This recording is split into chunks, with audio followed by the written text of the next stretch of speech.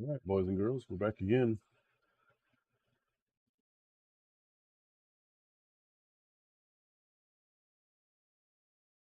A little bit more hobby to do before Michigan GT, so let's get at it.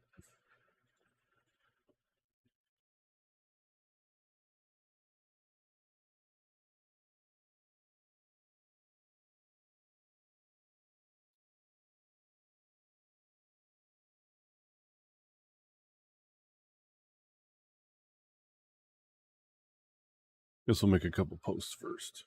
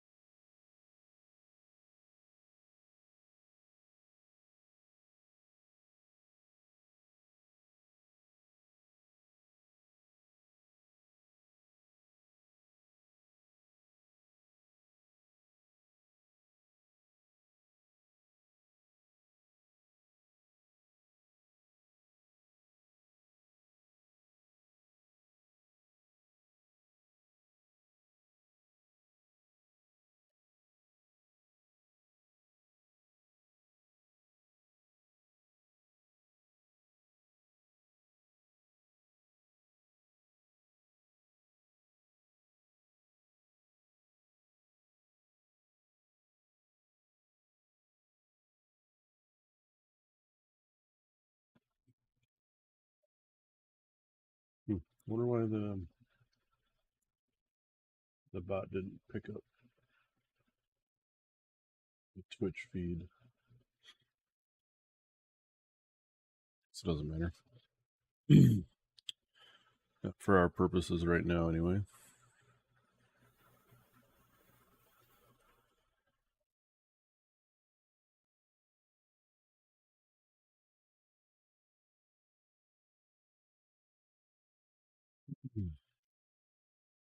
All right. So what the hope is today is to get some of the basing done that I forgot to last time. So namely some endless spells. The first one we're going to do is this purple sun. This particular purple sun is a 3D print. I like it because it doesn't have all of the little spiky spikes on it, or little really long spikes anyway. So we're going to paint this up in a blood theme for the Flesh Eater Chords army, since I have another actual purple sun. But we'll do that. How many more bags, Mike? We have a total of 6 on the desk currently, and I have 6 more that I have half painted. So the answer would be 12, and I think that's what I really need in the list. I'm debating on running them as 2 6s or a 6 and 2 3s. I think a 6 and 2 3s has a lot of play. It might make tactics easier. I'm a little bit on the fence right now. At least the way without deep striking them, I guess, is the other thing. So, but we'll see. So right now, we're gonna do the purple sun up like we did the other boys. So we just need some good old Elmer's glue from elementary school. Slap this on here and put our rocks on, our gravel.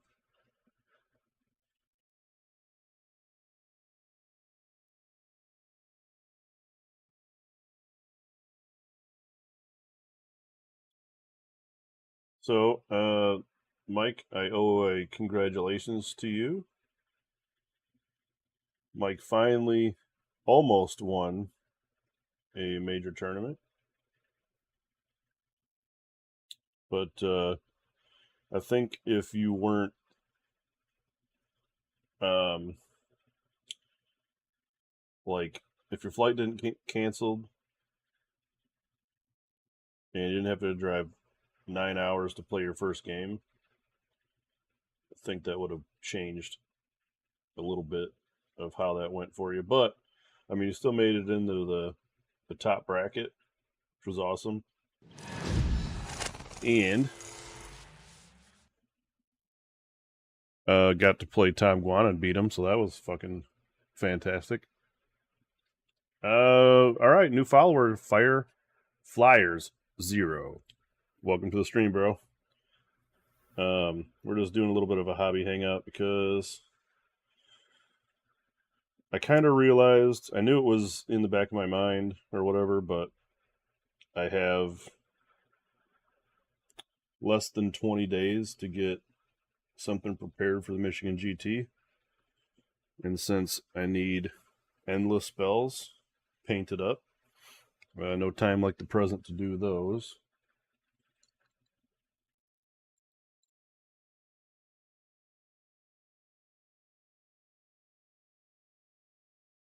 So we're gonna be doing that today. For a few hours anyway, probably. All right, this is my handy dandy catch basin, where we're gonna. Oh, did the camera freeze? Why is the camera freezing? Let me try to fix that for you guys.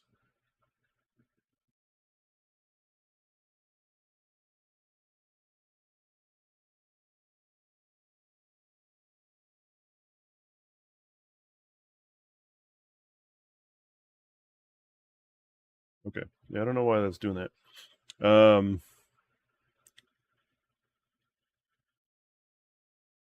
If I need morbid, yours is painted. Like you don't have. Oh, morbid. Oh, you're not using morbid, Mike. What do you? Oh, you're using the OBR ones. I mean, realistically, the paint job's super freaking easy on these. You guys are gonna get drowned out by all the bright white, but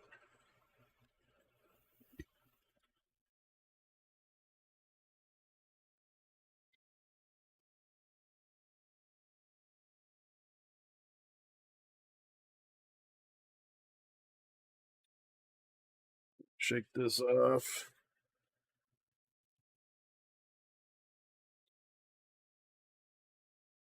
Collect the remainder and do it again.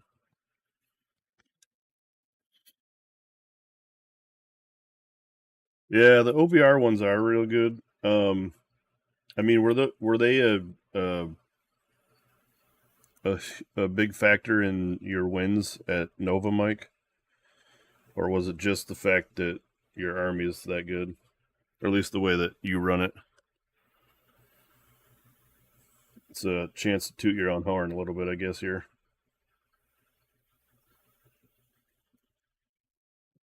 pack this down a little bit, because if you don't, these things flake off.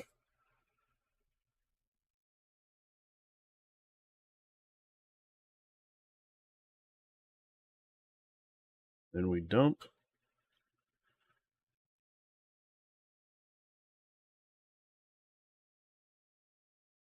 Clean up the edges, tap off, and let it dry. Super easy basing scheme here. I've done my whole army like this, and this will get once that is completely dry from the glue. Sometimes I put a little super glue on the top of that to really harden it up. Other times I've just used some like watered down glue just to kind of put like a laminate over the top of the things of all the pebbles, because those pebbles, like, they do like to flake off quite a bit, especially when you're like dry brushing.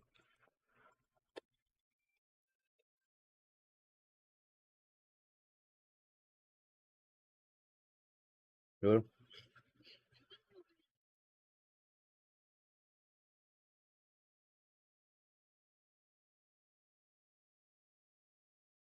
All right. All right, man. All right. Guess the dog's got to go outside, so.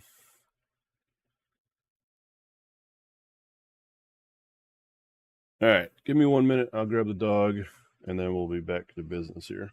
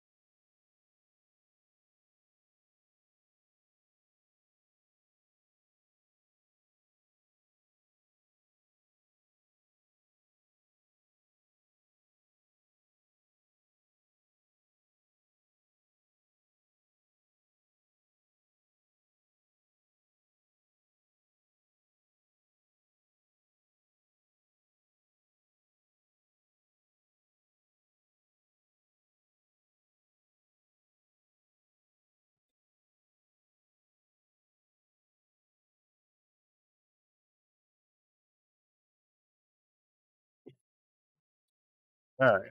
That was quick. Let's see here. Okay. Anyway, so that's the basing on that guy. Wish I would have remembered to done that before I primed it, but it'll work just the same.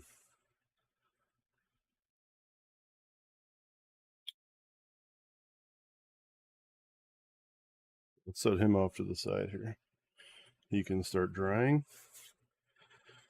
I'm on the fence about the other endless spells. If you guys got a suggestion on how I should base these, I don't know if I just do it the same way with the gravel. I do have some sand and some sawdust that I might try.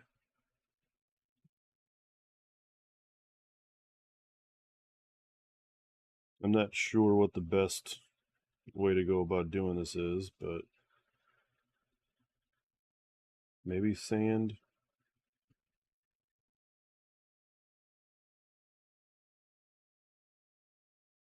What do you guys think?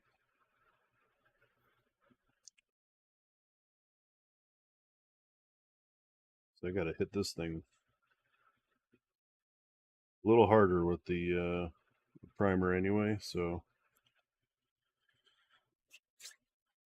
maybe we'll do like maybe I'll try the sand. Get all these dusty things off here.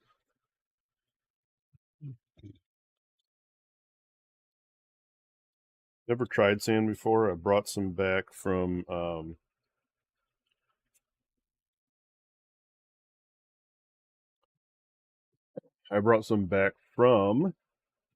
beaches in Florida.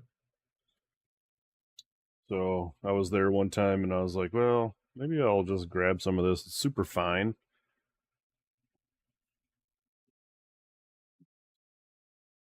Um, I thought, well, I can use it for basing material of some sort someday. So might as well try it, right?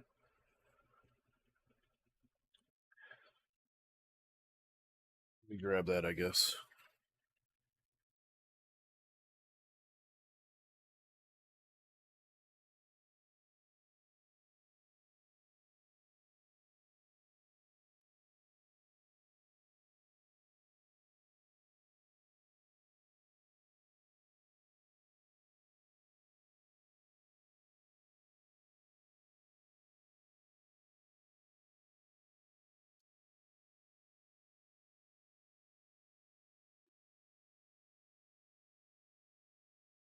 Okay, I lied. Apparently, I used my sand for something else. I can't remember what I used it for. Um, hmm, I don't remember using it, but I must have used it for a project because the container it is in is empty. Kind of hope that I didn't like the kids didn't knock it over or something and didn't tell me that they did that. So what we can do though, do have some other sand that I got from the hobby store. Hey, new follower, what's up, Belly? How you doing, man? Today we're just trying to do some basing and um, really kind of just concentrating on that. Really, so I'm gonna get myself prepared to do the sand on these bases of the endless spells.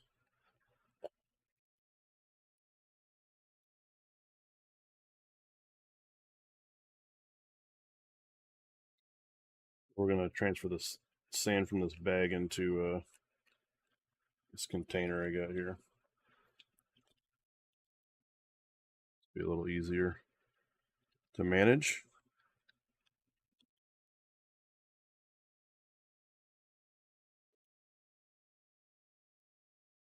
What kind of games are you guys into? I know we had a couple new followers, Fireflyers and Belly. You guys into Age of Sigmar at all?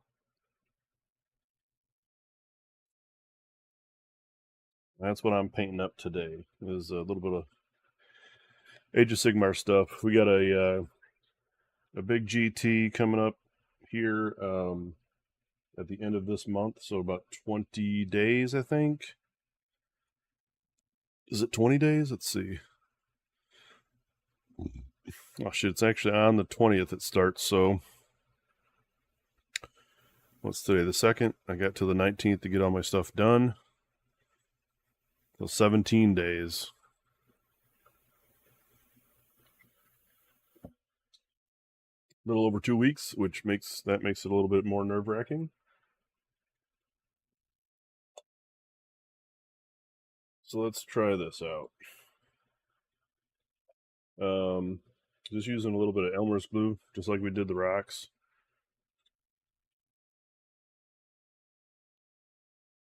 And just blob it on, smear it around.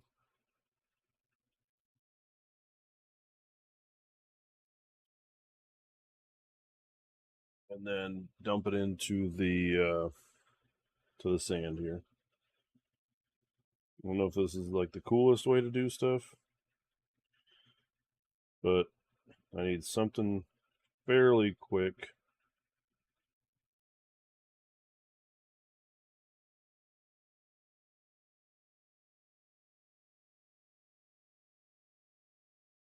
I know you guys can't see what I'm doing, but I'm just smearing the glue around with a bold brush so I can get an even coat in all the nooks and crannies.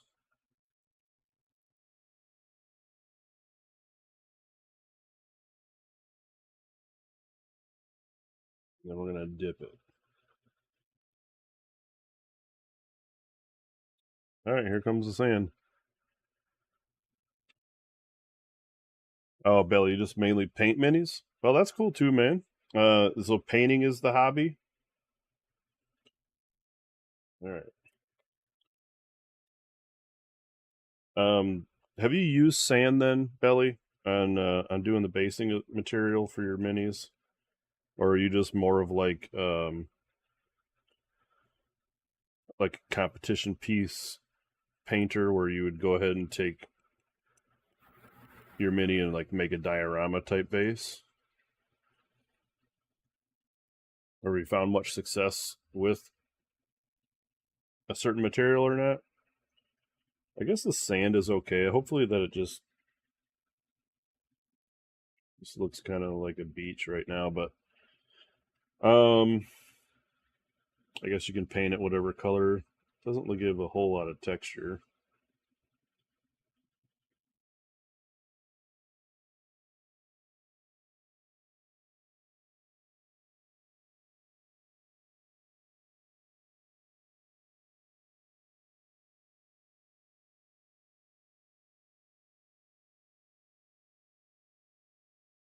Yeah, okay.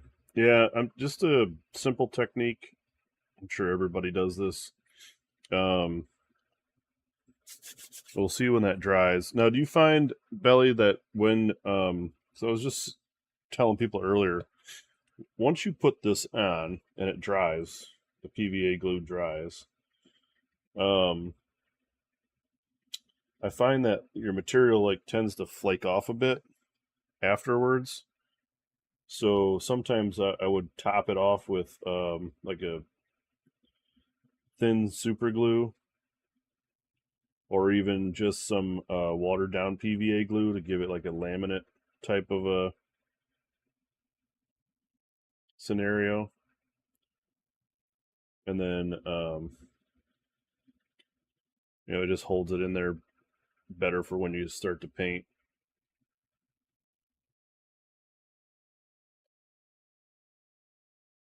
Yeah, okay.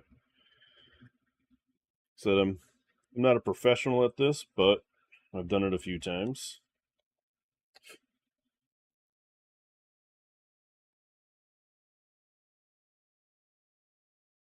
But now that Age of Sigmar has introduced the need for using their endless spells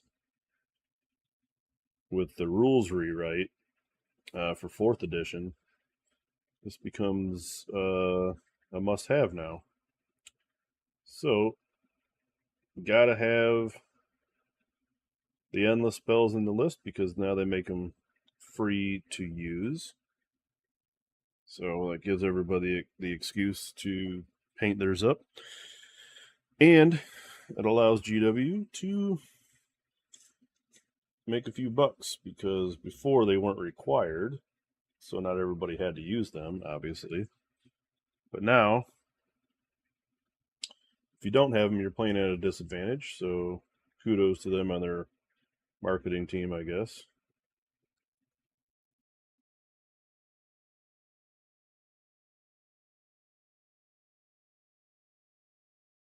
Another way to get a few bucks out of people.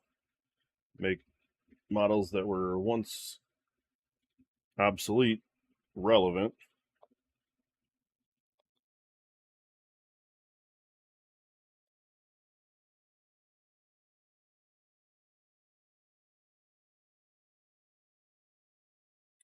So, Belly, what kind of models do you paint? Is it just anything that catches your eye, or do you got certain go to, or is it all 3D prints? Or it's kind of curious. And if you just paint models for a hobby, on what you gravitate towards.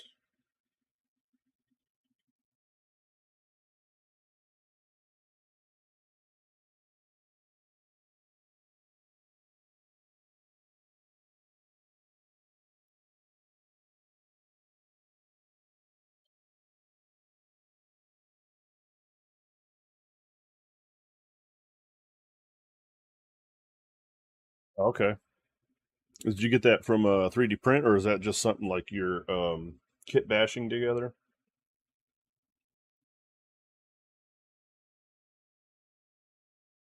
If I'm not mistaken, that's the big demon, the new demon guy for 40K. If I'm thinking of the right guy, I don't play much 40K, so I might be wrong.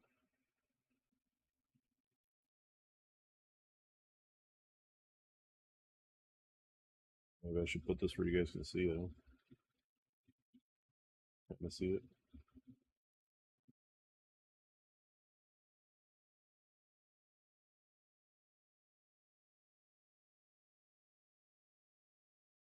Yeah, it's a little bit washed out with the light I got. Yeah, you can share the link, man. That's cool. You can share it in here. I'll take a look at it.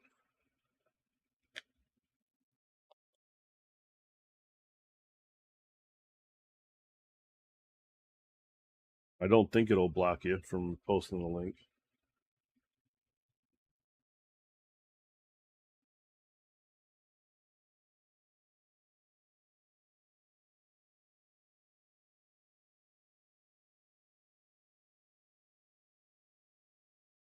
So what?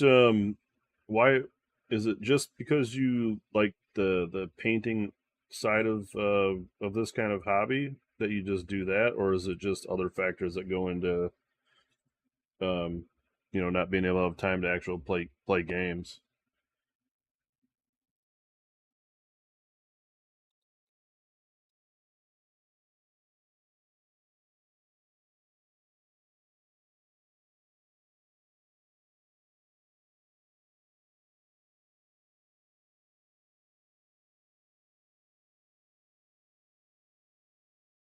Okay, cool, man. Thanks for the link.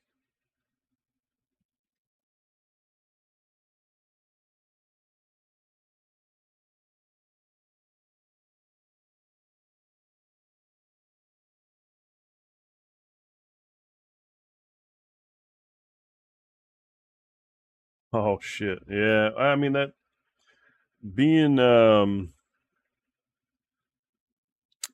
being in an area where there's not much actual gameplay is tough. Um, that's one of the reasons why. Oh, that dude looks sweet as hell, man. Yeah, that's a nice one.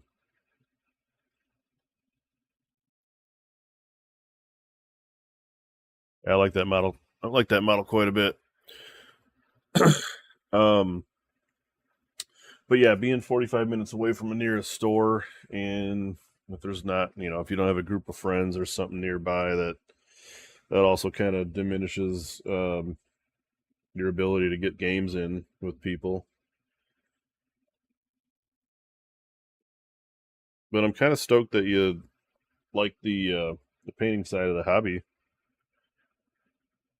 That makes it quite enjoyable. I used to be quite into art in my younger days, and I hadn't had a real outlet for it until I started getting into Age of Sigmar. So this at least allows you some venue to express your art side, I guess you would say. All right. Now that those are based, I'll probably get back at those tomorrow, maybe. What we have to decide on is what we're going to do with. I don't even know if I'm going to use this spell, to be honest with you. It's quite a bit of paint to lay down on this base. All right, executive decision. I don't need to do this guy today because I don't think I'll be using him anyway in the tournament coming up, but I will have to finish him soon just so I have him done. He's the only. These horses are the only endless spell that I don't have done yet for Flesh Eater Courts.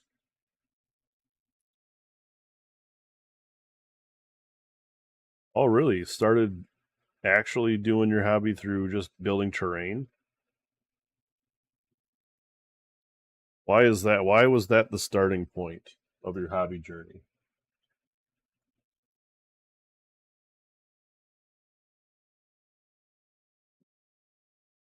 Were you building it for somebody, or did that just happen to come up? Like, you're like, hey, these 3D prints are cool. I'll just kind of build them and use them someday. Because I can see that kind of a progress with like getting into like D&D or something where you were like, well, I'll use this eventually, so in some kind of campaign.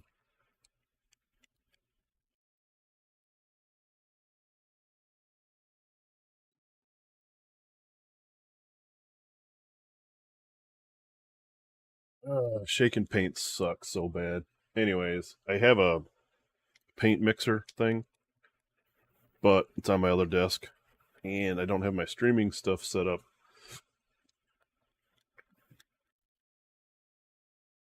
on this particular desk, so it's kind of a makeshift stream. Someday I'll rearrange some stuff to get it all set up correctly, but there's this like little gnat that keeps flying in my face. Used to paint loads of D&D. I'll play loads of D&D with friends. All moved away, got married. Yeah.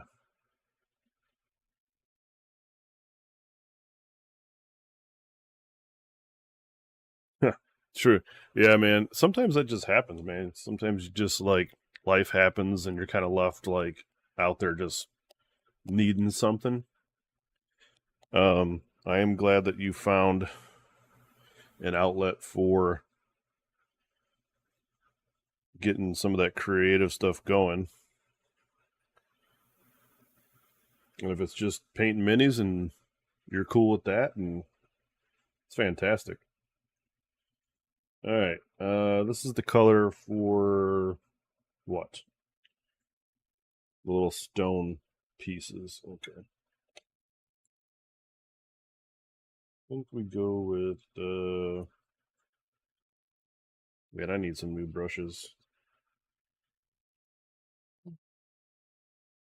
Hold on.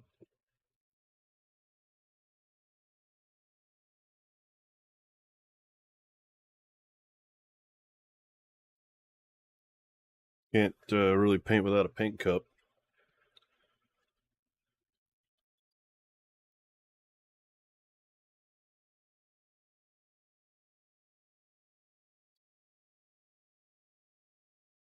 All right. So basically, I think I'm just going to cover all the stone with this kind of darkish gray.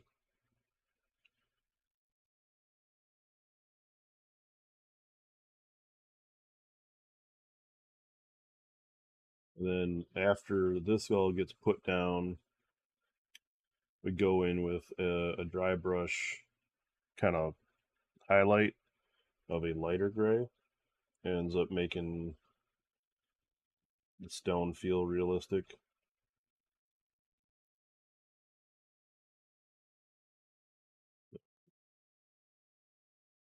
Do that everywhere on all these stone pieces of the bases.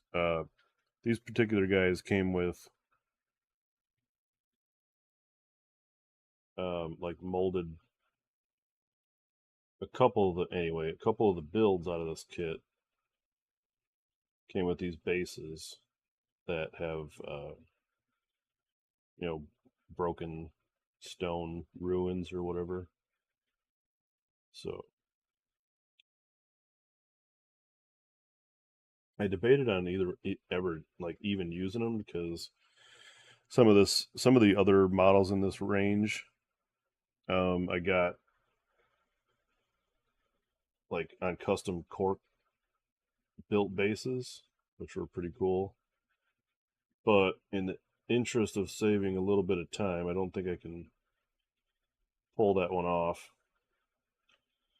because like it'd be a whole day of hobby to get the models on the bases, and we ain't got that kind of time. Because not only do I have these 6 more big nights over here to do, I have these 4 endless spells along with the other 6 more big nights that I have half painted that are in my case right now.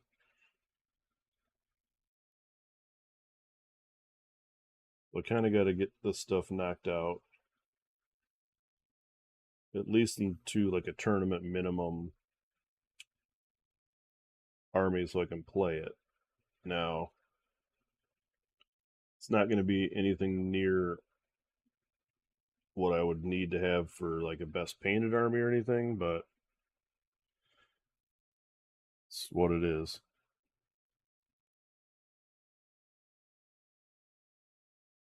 Okay, Bill, you started in the early 90s. I got you.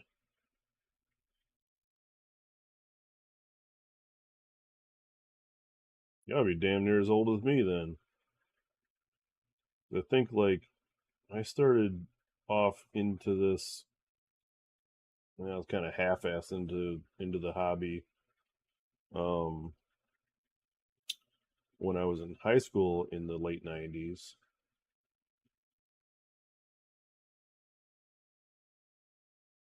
So that's where I'm at as far as that goes.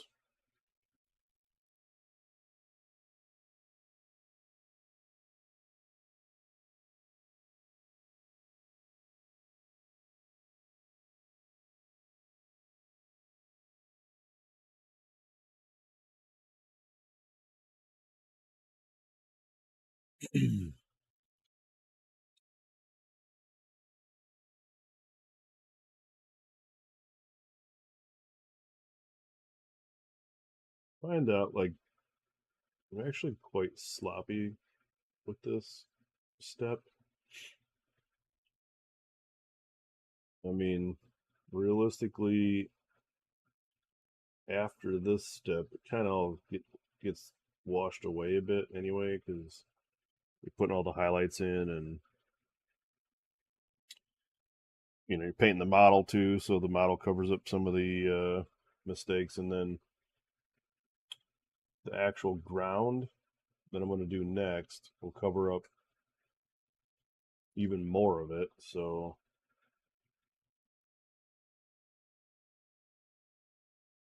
graduated in 91. Okay. Guess you didn't care about aging yourself. I wasn't going to ask because, some people just would rather not say. But I don't care if people know how old I am either. I graduated in 1998. So I'm a few years younger than our new friend here, Belly. Not too much. Was that making us 7 years apart?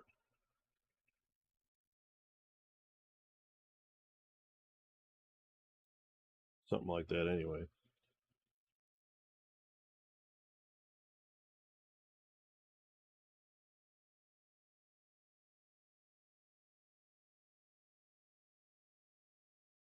I think all these next steps I end up putting I'm a big fan of contrast paint.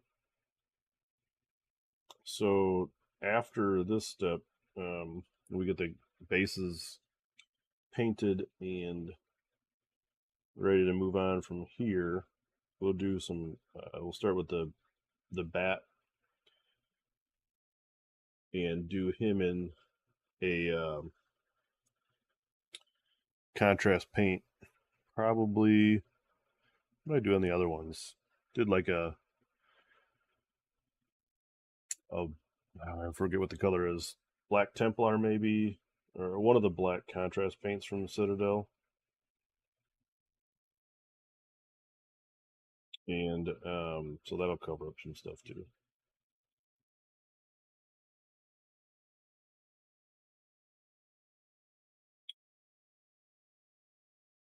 Well, I got in here on this, and the other ones that I painted, I didn't feel like I had this much trouble reaching these spots.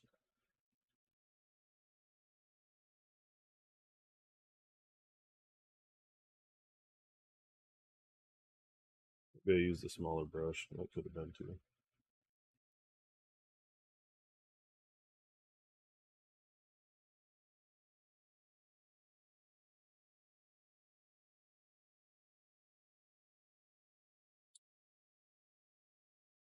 Cool thing about paint is you can always fix stuff.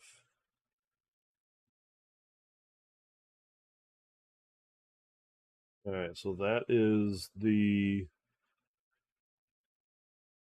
stone structure on him. Probably can't see him off that camera. Maybe not even this one. Anyway, stone structure on that one's done. A couple more with stone structures here, so this brush clean back off.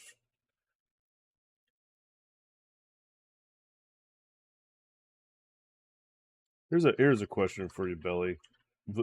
How often do you actually rinse your brush out? Is it like every couple strokes, or is it like, hey, I'm going to do this section of the model, and after that I'll clean it off? Or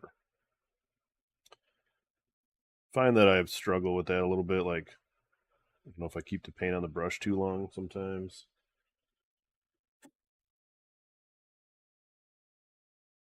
This shit, big old hair got into it.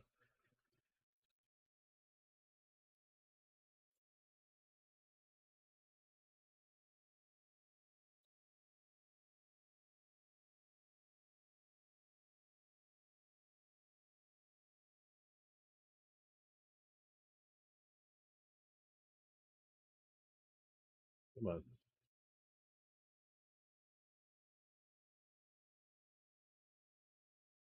There, got it.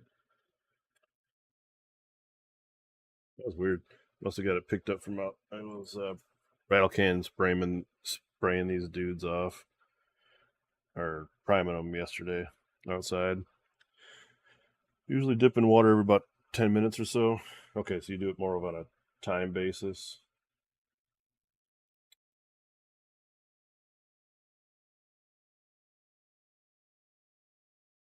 Yeah, I don't really know. Not too experienced at painting. I would say this. I guess I paint out of necessity, only because we play in tournaments. So it would be like, um, nope, got an event coming up. Need to get a couple things painted for it. So here we go.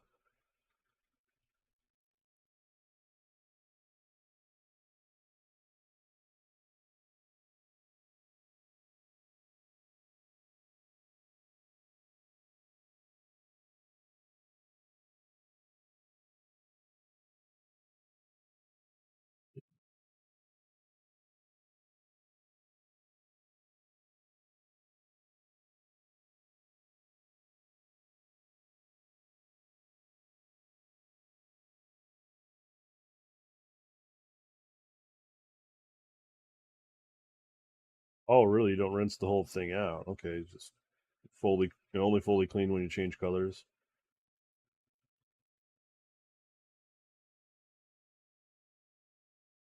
Cool. Well, any tips on what works for somebody, I'll always take. Because, like you said, I'm no professional either, so I like to think that I can have control of my brush and paint to an okay standard.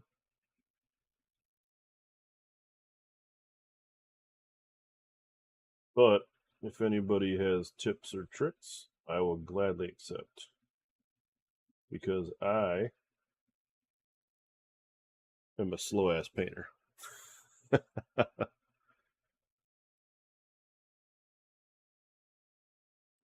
Okay, so just keeping the brush moist is the key. Um, you don't find that, like, when you dip it in the water, it ends up being like, makes your paint too runny. I think that's what I always kind of fear. Like, oh man, I'm going to add too much water to this paint, and then if there's too much water in the paint, maybe it won't cover as good, or whatever. I'll have to do extra layers just to cover up my screw up from putting too much water in it or whatnot. Let's try it.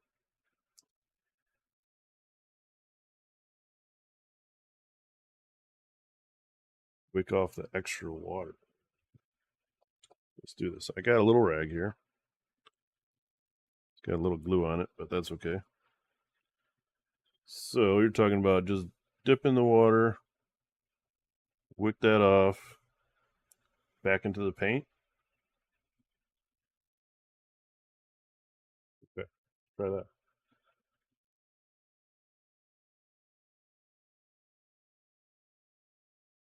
And can I assume that you're using a wet palette also?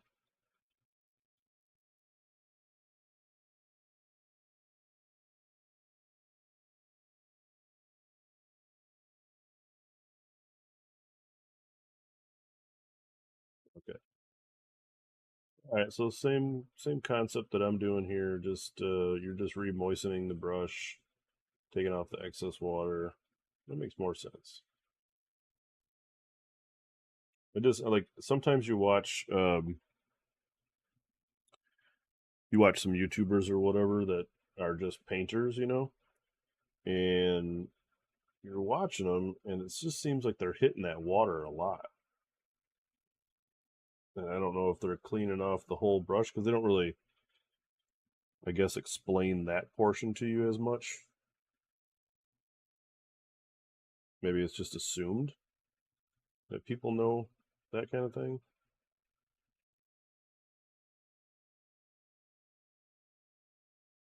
All I mean is that they're not going over the basics because they're making a video on whatever their particular subject is for that paint video. So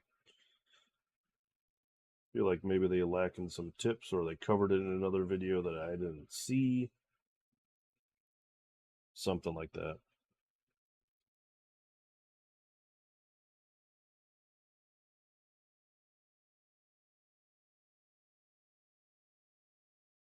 Belly, you don't have a do you have a stream or a YouTube video or YouTube channel?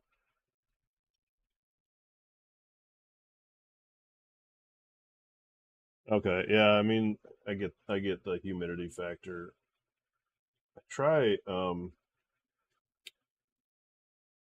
don't know what the humidity is in my room is. I probably should get like a monitor. But I'm in my basement, so I would imagine it's a little bit more humid down here than the rest of the house is, just from natural basement humidity that goes along with all that.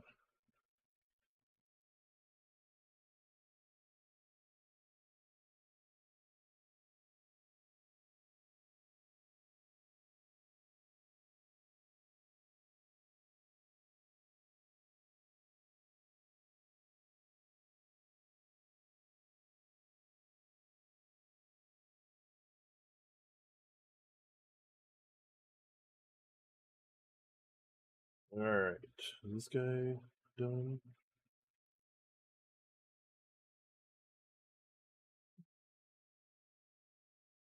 Looks like we got all the coverage on that. Next up,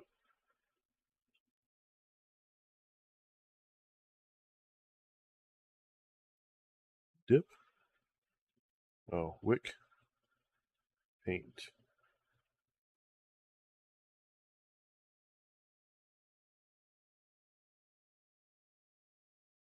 Do not stream or do videos. Okay, that's cool too, man. I was just gonna give you a little bit of love with a follow or whatnot, if you had one.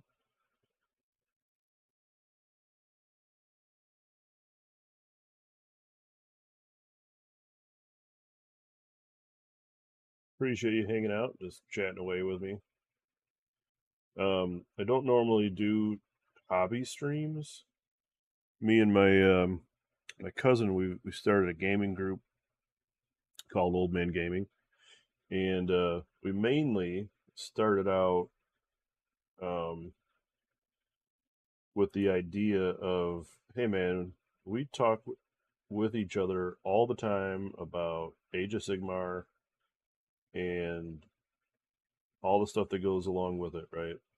Rules, models, uh, what's competitive at events, things like that, because that's what we do, playing events.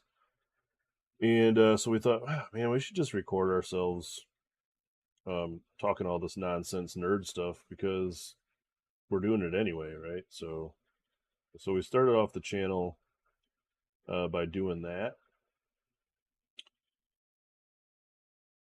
Since then, we came up with the idea of actually hosting local events at our store, because our local store here didn't have any Age of Sigmar events being ran.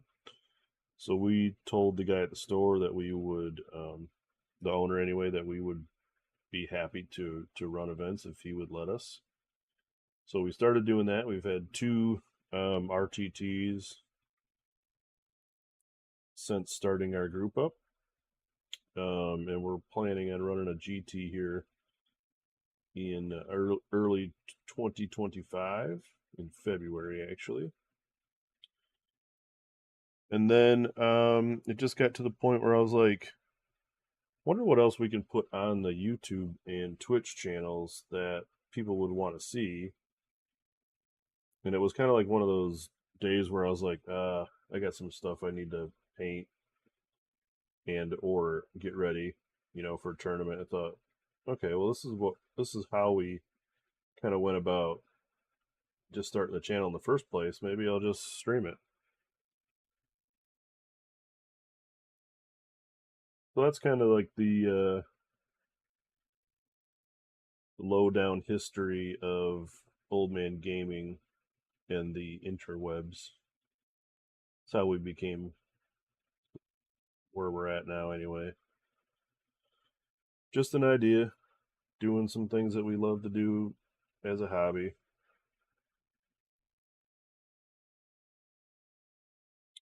Oh, you know what? Let me ask you this, Belly, since you're on and just hanging out for a while.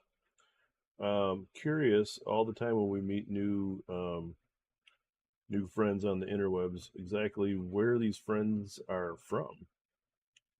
If you don't mind sharing, curious where you. It doesn't have to be super specific, but like from the U.S., whatever, in state maybe. Kind of cool to get a geographic kind of idea of where where the channel reaches sometimes. I don't really know how all that works per se. Like, why does it pop up on somebody's For You page or, uh, that kind of algorithm stuff?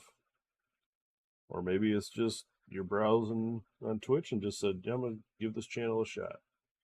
I do that too sometimes, so I understand.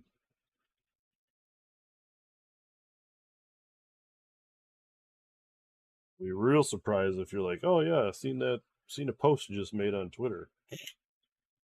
We don't have all that many followers on Twitter for some reason. I don't really know how to grow that one that much.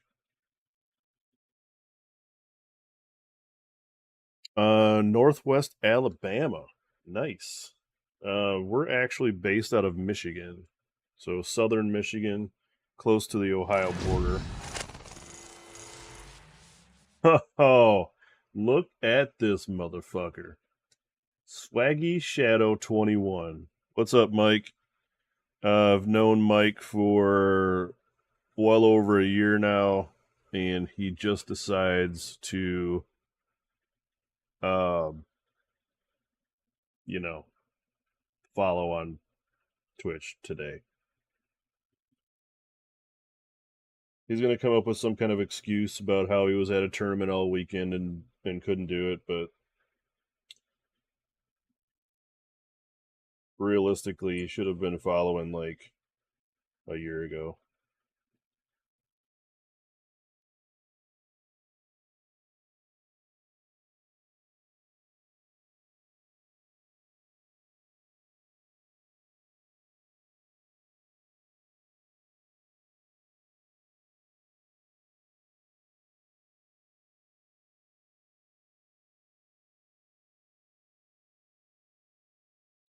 Yeah, I know. He does follow. He does follow us on YouTube, so we appreciate you there. I don't know if you heard me earlier though, Mike. I did give you a congratulatory shout out for your performance at Nova this past weekend.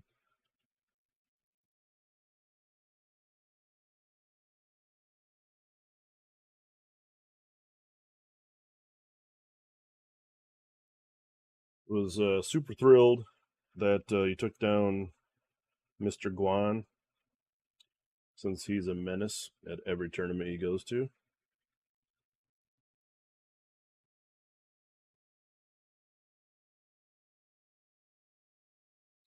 Um, but yeah, I guess what was the deal with your final game versus, was it Caleb?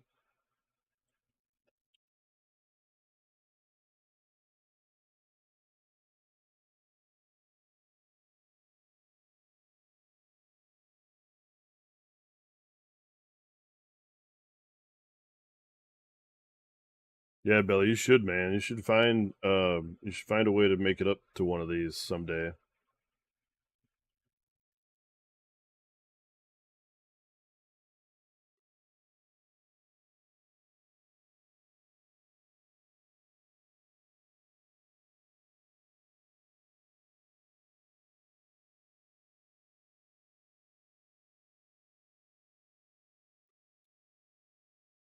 But yeah, we went up to Adepticon uh last, was it early this year? Yeah, whenever it was. March. Was it March? We went up there, played in the AOS Championship. Um, didn't do as well as others. I think Mike did pretty well there again, if I recall. But yeah, I haven't been to Nova yet, so I do want to get to that one someday.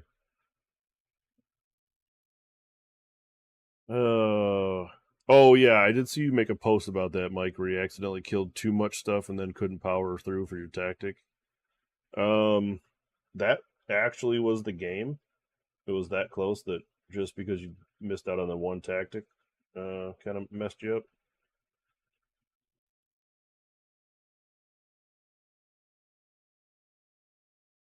It's crazy, man. So you were like one failed tactic away from winning Nova. How's that make you feel?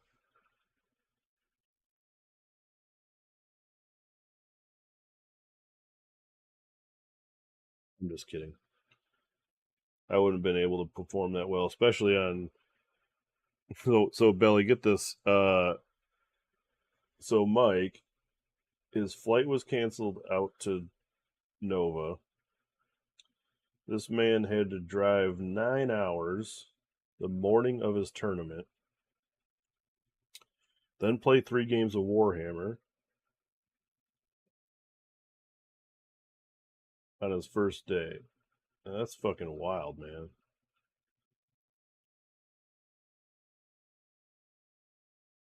Then makes it into the top bracket, and on his third day playing the tournament, gets down to the final game, the championship game, and just loses because he was too efficient at killing things. Pretty wild weekend, if you ask me.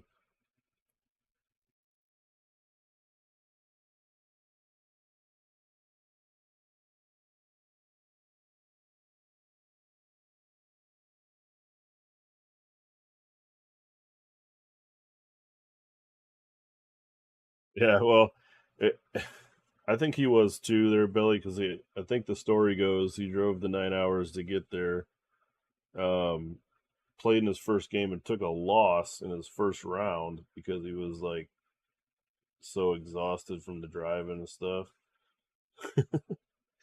Oh, I meant to ask you, Mike, did you take a nap at lunchtime or something for that? Because, like, fuck, man, that's crazy.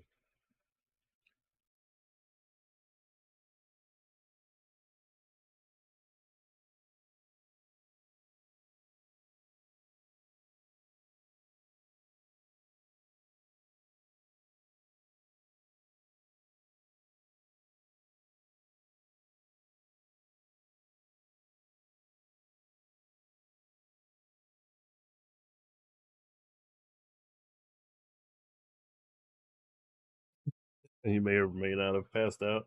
I bet you did. I bet you did. Yeah, I think I would have been like, I would have been able to make the 9 hour drive, play the first game, I think where I would have run into would have been a struggle like on the second and third game of the day, where it's like I'm running out of gas, type of thing.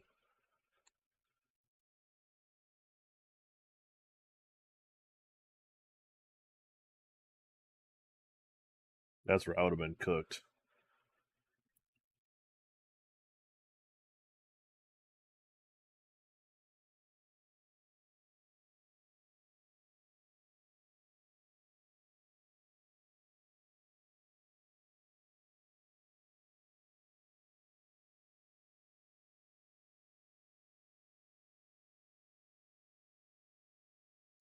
So is 12 more big nights enough, Mike? Is that what we're thinking here?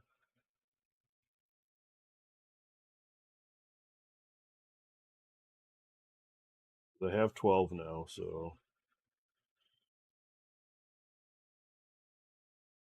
seen some other lists, and I know I was looking at Walter's list, and I guess I don't need 12 because also the list that Rania was running only had 6, but I don't know if she was only running 6 because that's all she owned. But she was running, actually, yeah, she was running 6, so it was like 3 more bags with 2 blocks of 6 horrors.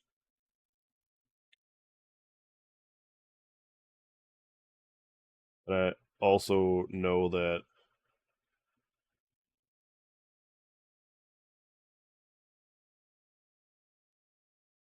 um, yeah, she's just a phenomenal player anyway. So I don't know if it's one of those things where it's like she's just winning games with the list because it's her. I'm sure that's has to do with some of it. Um, but again, I think I've been playing this army enough to where I should be getting better at it. Just running a little stagnant at the moment with it, I guess. Okay, so we just finished. I think that was the last. Yeah, that was the last bit of base color for those. Because these guys don't have any. Or the rocks, I mean. Yeah, I thought I saved Ranya's list, and I'll have to look it up on my phone here real quick.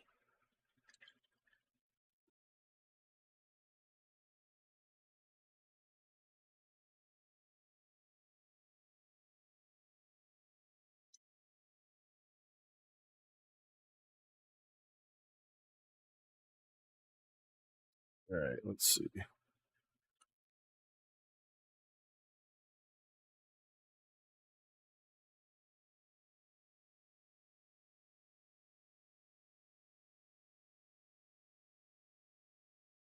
The list that she had been running is Ushran, a unit of Crypt Guard, the Herald, 2x3 more big knights, the Arc Regent, a Haunter Courtier, and 2 blocks of 6 horrors. At least that's the ones she posted on Twitter a little while ago. That she's ran in a couple tournaments and had some success with that. So I've kept that, and then I also saved Walter's list from Nova, which I'm sure you guys talked, but that was Ushran and the Herald, and then an Arc Regent, a 6 more big knights, and 2x3 more big knights, the Cardinal, Ghouls, and 2 units of Beast Flayers. So it's a couple of variances of lists there, which I have all of the models to run those.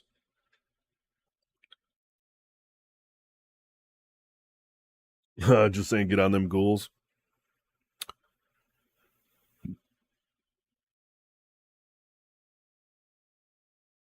I did. I did.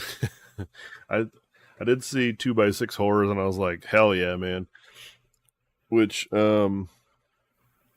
which makes sense in the terms of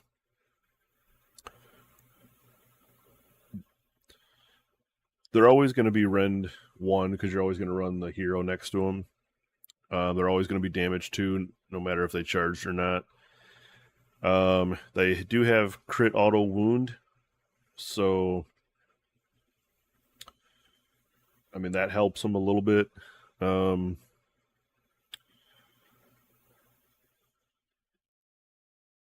You could easily get them to 3s and 2s. Just by putting Drain's Transformation on them, and if the hero swings first, you immediately attack with a unit of them, and then are the +1 to hit. Then you can all out attack the other unit of those guys, and if you get deranged onto both of those units, then you got two blocks of horrors hitting on 3s and 2s. So it's not too bad. Actually, quite like that a lot. And then on the other hand is Morbeg Knights, and do you just use a bunch of them for the +1 damage on the charge, and they can retreat and charge and not take damage?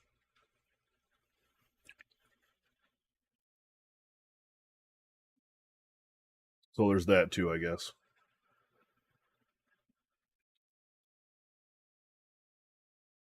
All right. Let's do this. I'm going to take a pause here, guys. I'm going to leave the stream going. But I will be back. Got to go check on the laundry that I started earlier and swap that out. We just got done doing redoing the floors in my bedroom, so we have quite a bit of like cleanup stuff we were doing.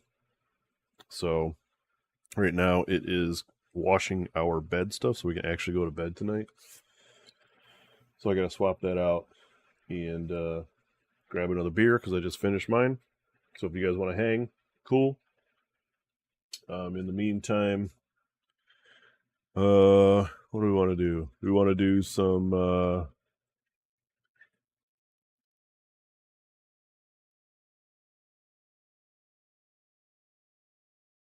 I'll play some music that Mike will enjoy.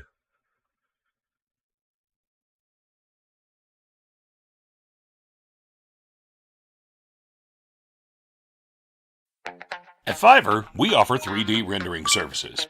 Not the But ad. you probably already know it.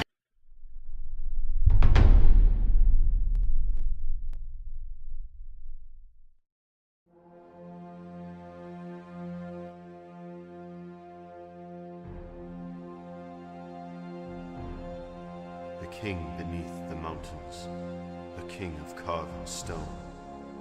The These Lord of these silver are, fountains shall if it's a come little bit loud, to his own. maybe.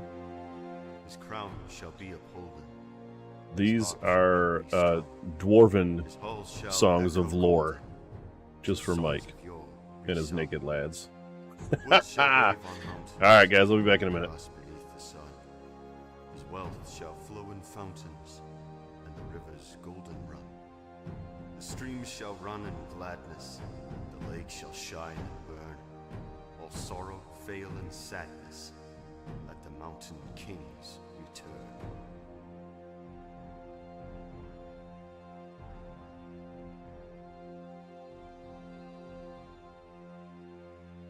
The king beneath the mountains, the king of carven stone, the Lord of silver fountains shall come into his own. His crown shall be upholden, his harp shall be restrung. His hall shall echo golden to songs of yore sung.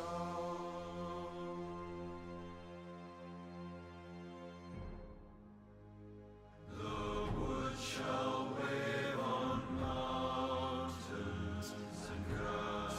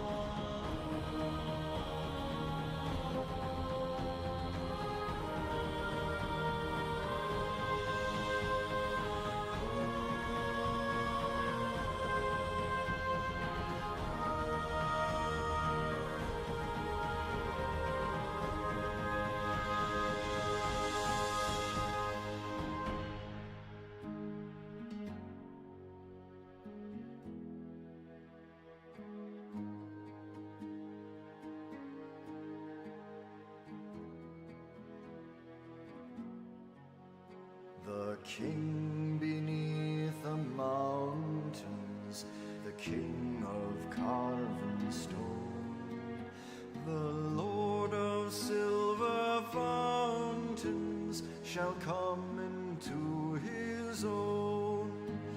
His crown shall be upholden, his harp shall be restrung. His hall shall echo golden to songs of yore sung. The wood shall wave on mountains, the grass beneath the sun. His wealth shall flow in fountains, and the rivers golden run. The stream shall run in gladness, the lake shall shine and burn.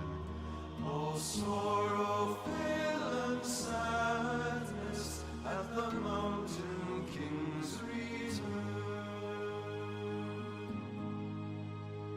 All sorrow, fail, and sadness at the mountain king's return.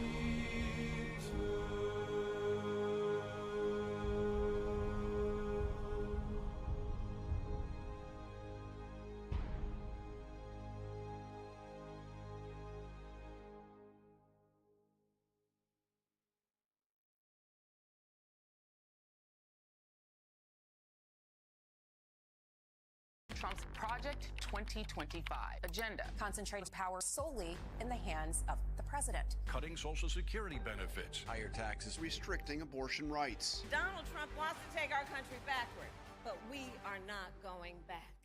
So you think you know Wix, but do you really? First up, we've got shape video masks. You can use different shapes to create completely different vibes and aesthetics. Or you can create your own graphic. I use the shape composition here.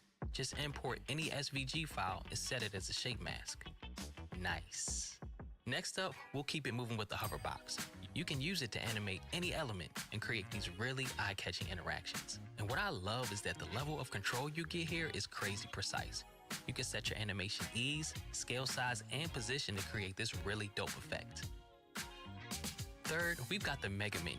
This not only lets you organize your site menu into different subcategories, but it also looks amazing when you add in different elements like text, buttons, images, and pretty much anything you can think of.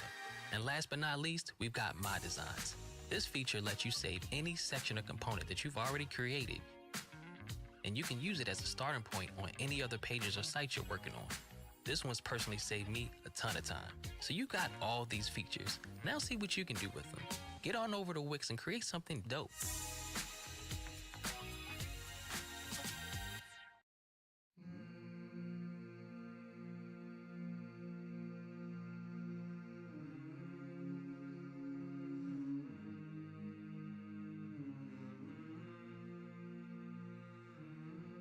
The world was young, the mountains green, no stain yet on the moon was seen. No words were laid on stream or stone when Durin woke and walked alone. He named the nameless hills and dells. He drank from yet untasted wells. He stooped and looked in Mirror and saw a crown of stars appear as gems upon a silver thread above the shadows of his head. The world is grey, the mountains old, the forges far is ashen cold. No harp is rung, no hammer falls, the darkness dwells in Durin's hall.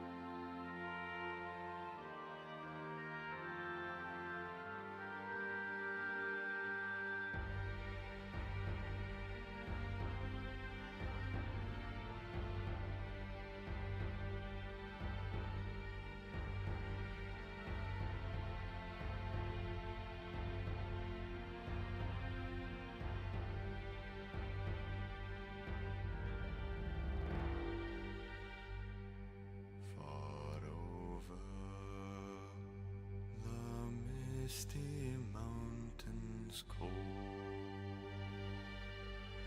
to dungeons deep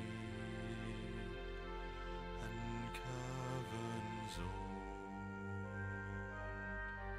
We must away ere break of day to seek the pale enchanted gold. The dwarves of yore made mighty spells while hammers fell like ringing bells in places deep where dark things sleep, in hollow halls beneath the fells, for ancient king and elvish lord, there many a gleaming golden hoard they shaped and brought, and light they caught to hide in gems on hilt of sword, on silver necklaces they strung, the flying stars on crowns they hung, the dragon fire in twisted wire, they mesh the light of moon and sun.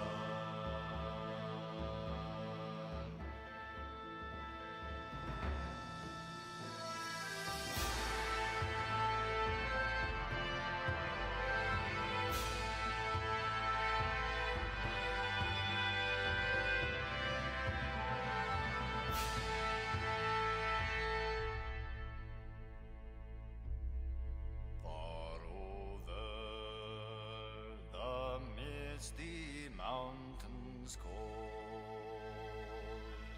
to dungeons deep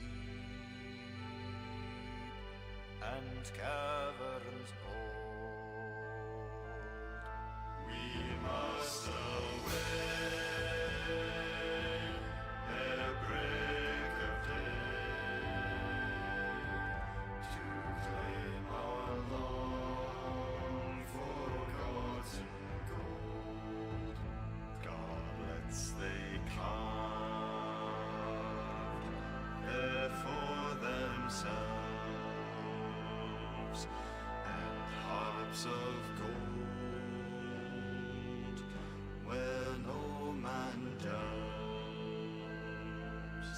There lay they long, and many a song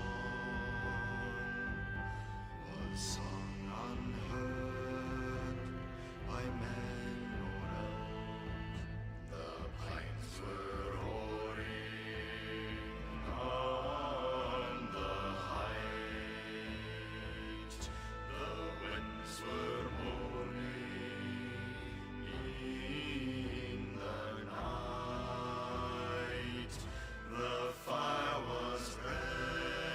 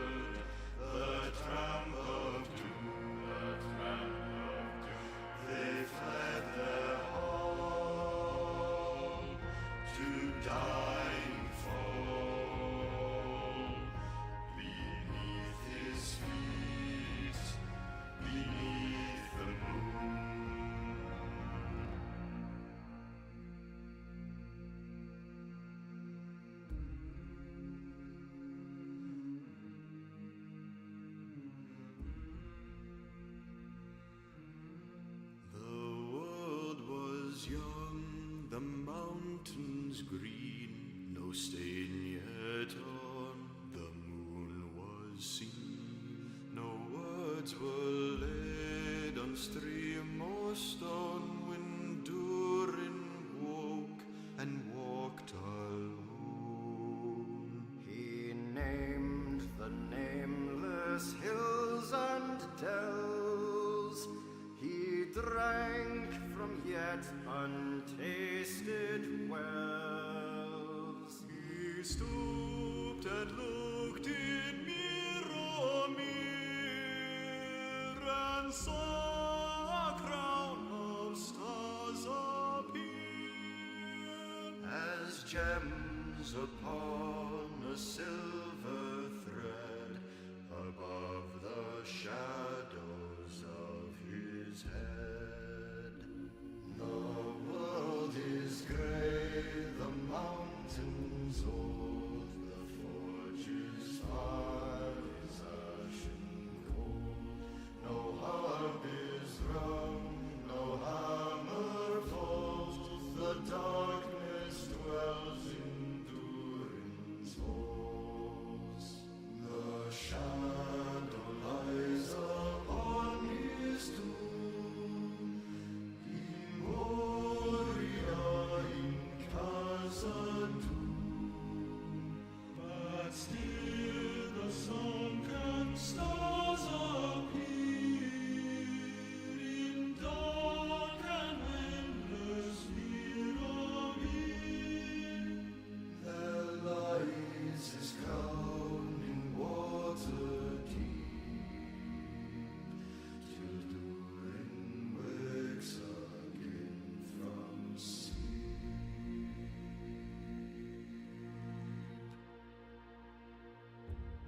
Far over the misty mountains green, two dungeons deep and caverns dim, we must away ere break of day to win our hearts and gold from him.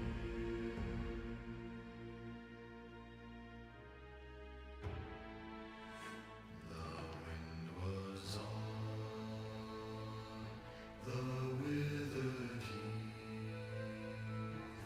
but in the forest underneath their shadows lay by night and day, and dark things silent crept beneath. The wind came down from mountains cold, and like a tide it flowed and rolled.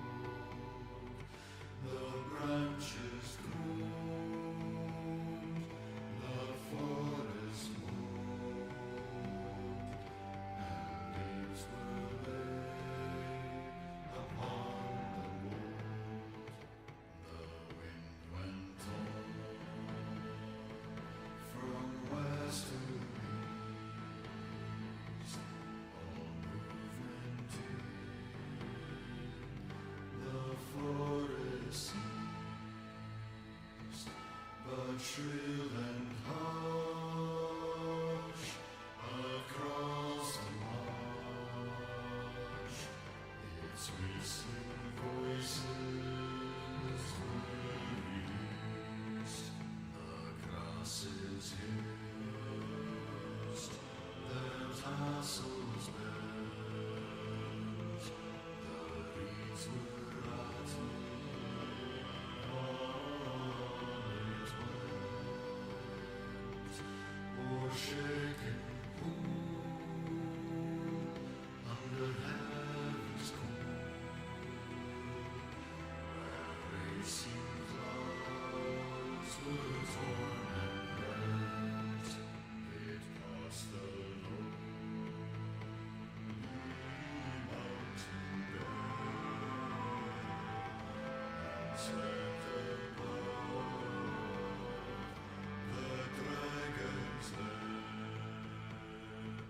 They're black and dark, they boulder stalk, and flying smoke was in the air. It left the world and took its flight over the wide seas of the night. The moon set sail upon the gale, and stars were fast to leaping light under the mountain dark and tall. The king has come unto his hall. His foe is dead, the realm of dread, and ever so his foe shall fall. The sword is sharp, The spear is long, the arrow swift, the gate is firm, the heart is bold, that looks on gold. The dwarves no more shall suffer wrong. The dwarves of yore made mighty spells, while hammers fell like ringing bells in places deep, where dark things sleep. In hollow halls beneath the fells, on silver necklaces they strung, the light and stars on crowns they hung. The dragon far from twisted wire, the melody of harps they rung.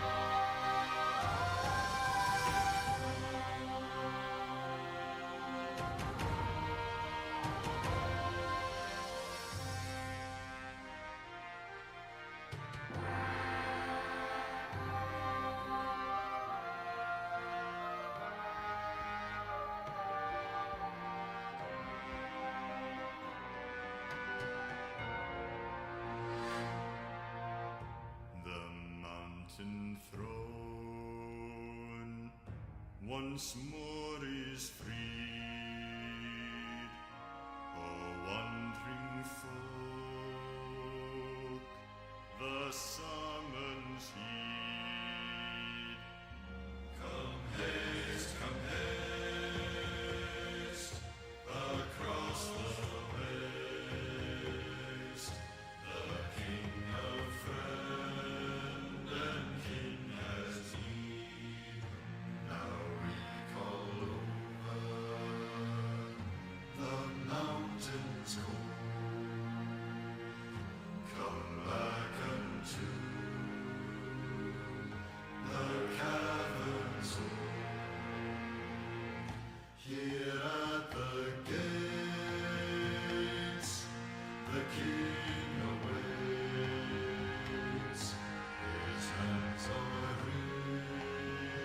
with gems and gold. The king has come unto his hall. Under the mountain dark and tall, the worm of dread is slain and dead, and ever so our foe shall fall. Farewell we call to hearth and hall, though wind may blow and rain may fall. We must away ere break of day, far o'er the wood and mountain tall, to Rivendell, where elves yet dwell, in glades beneath the misty fell, through moor and waste we ride in haste, and whither then we cannot tell, with foes ahead, behind us dread, beneath the sky shall be our bed, until at last our toil be past, our journey done, our errand sped. We must away, we must away. We ride before the break of day.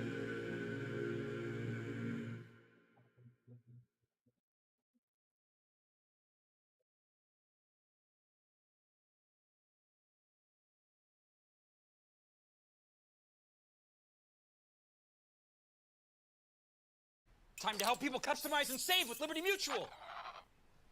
Forgot my wallet. When the sawdust settles and the engine roars, the thing you care about is the job well done. But when you get your tools from Harbor Freight, something about the job feels different. Your wallet. Whatever you do it for less at Harbor Freight.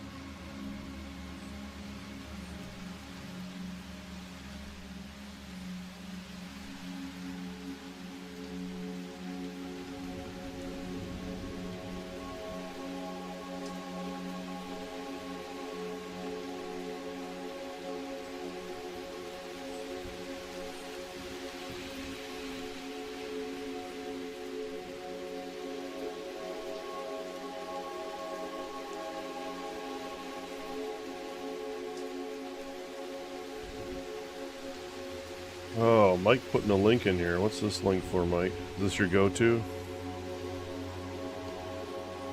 Hello, and welcome to the Bobby Burke offices, where we specialize in transforming spaces for our clients.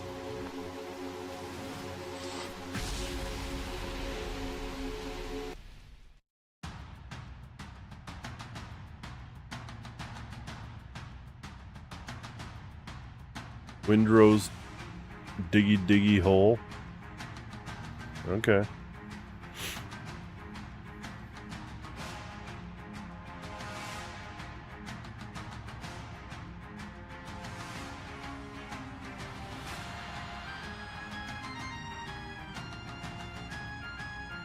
I knew you'd have a go-to, Mike.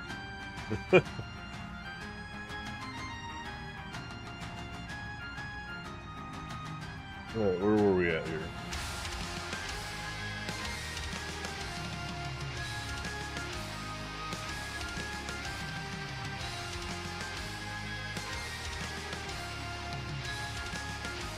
I'm gonna get this gnat. This gnat is down here for real. Bugging the shit out of me. Alright, I think we are done with the rock. Is the desktop audio too loud?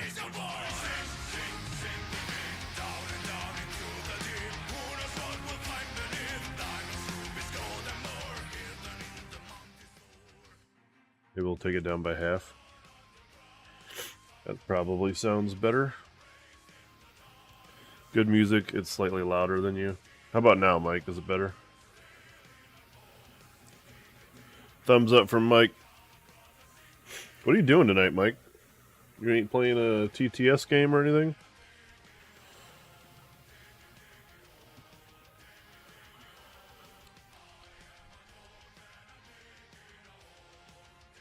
Painting a Magmadroth? What the fuck? Don't you already have Magmadroth painted?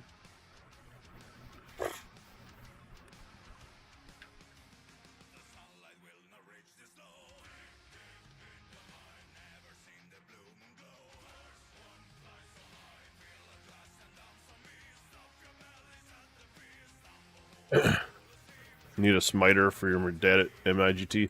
It sounds like your dad needs a smiter for MIGT, so your dad should paint the smiter? Or is that not a thing?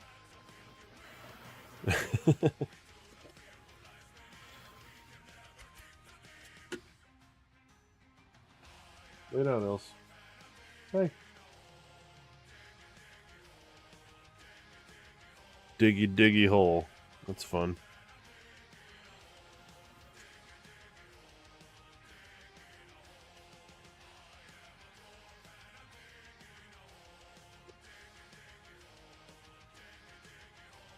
Alright, big brush.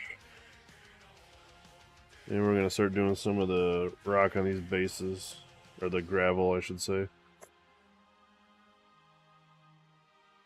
I did not do my normal top coat process on this, so hopefully I don't get a ton of this shit flaking off. Where is that net?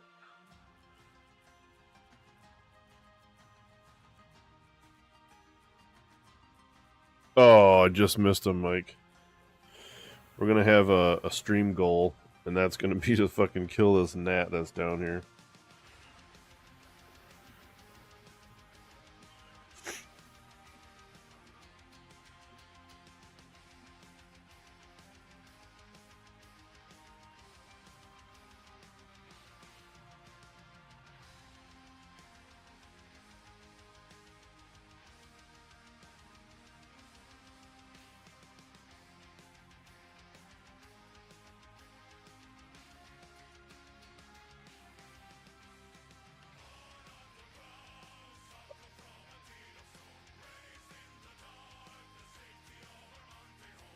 Well, Mike, there's no time like the present. Is that not a thing?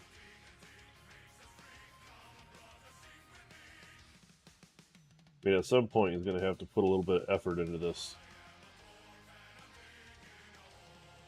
Keeps not wanting to play tournaments.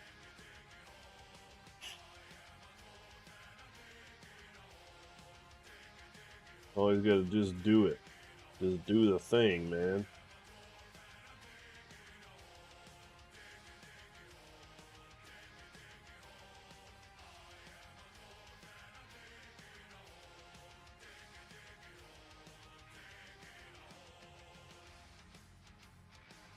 You know, I'm gonna have to sit down and think about a list for the teams event or whatever the doubles, teams, whatever it is. I haven't talked to Luke much, and I still haven't even really considered what my list would be.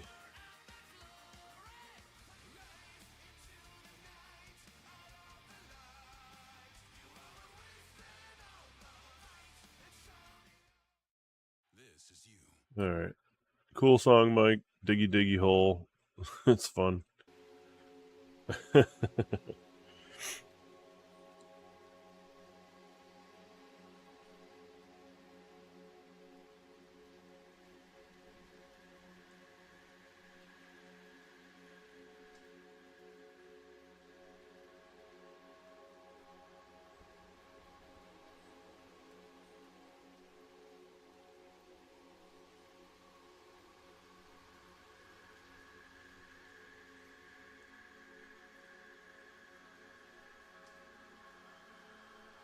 Oh, that's like his birthday present to you, is playing some Warhammies with you.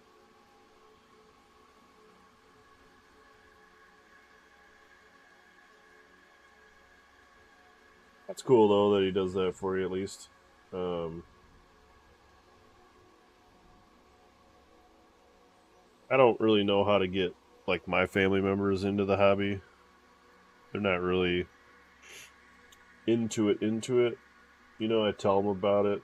And I don't know if you noticed or not, but my mom and dad came to the last RTT to poke their head in and kind of look around just to see what it's all about. But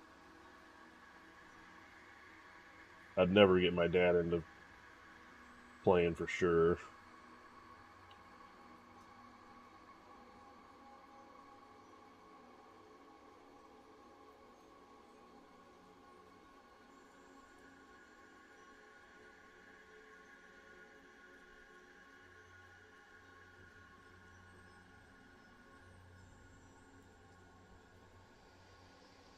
But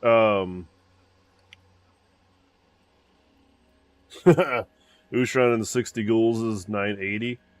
Oh my god. COVID got him to play. Well, yeah, I can see that, where you ain't really got much else to do and just sitting around the house, so you might as well occupy your time with something. Ooh. Yeah, I don't know about the 60 ghouls.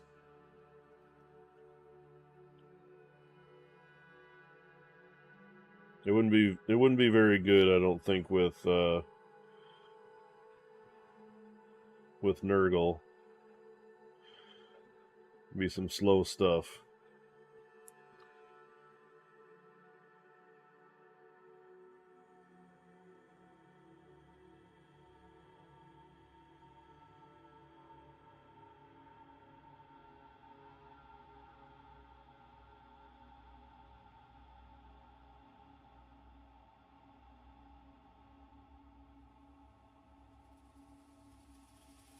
Yeah, I do got to get a hold of Luke and see what we can come up with.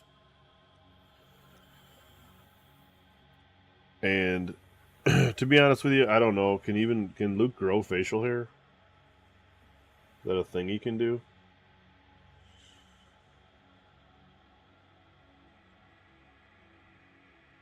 I feel like we're just going to be down in points because of some of the limitations that he will have.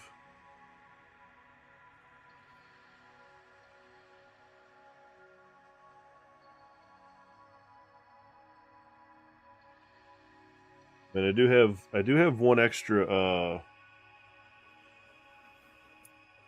Old Man Gaming team jersey that we had made up, so we could do matching shirts that way.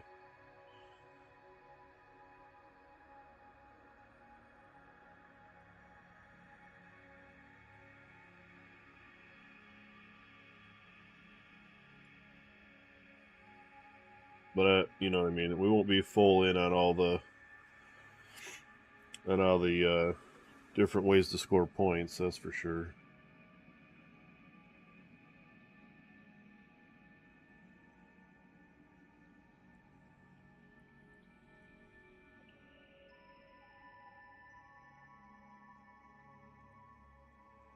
Oh, it doesn't have to be real hair?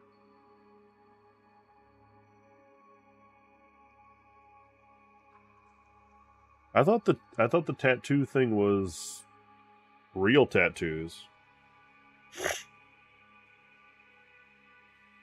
Or does the real tattoos just give you the extra points? I got to read through that pack again.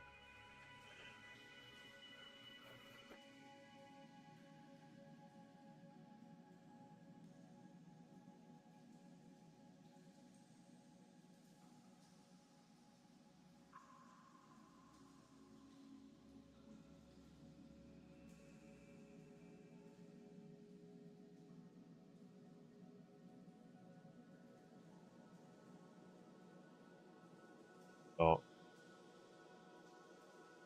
Okay. I gotcha.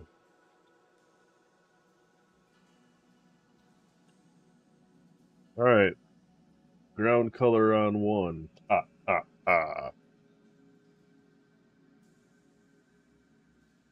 The Sesame Street reference, if I know you're a young kid. Probably don't know that.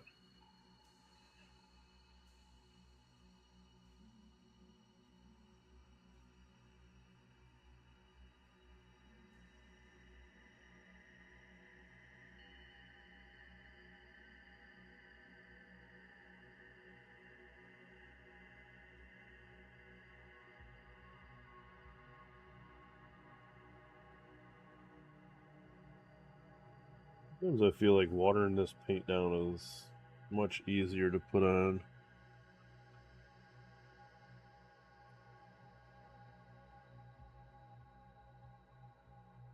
Actually, the easiest would be getting a fucking airbrush.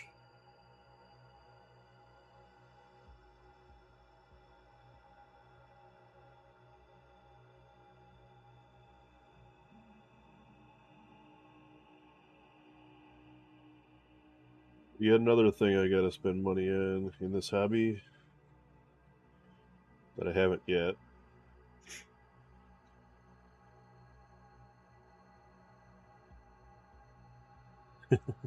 You know how to count with the count? Alright.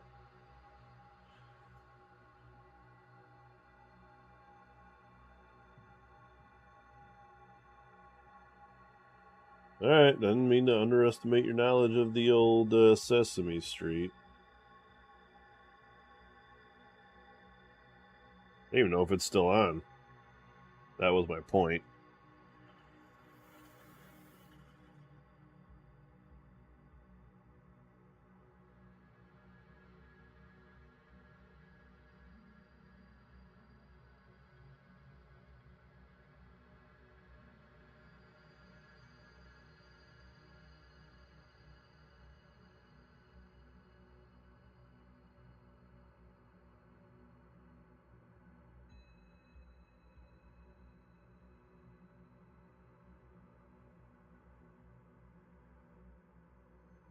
Where are you at on the old magma drought process?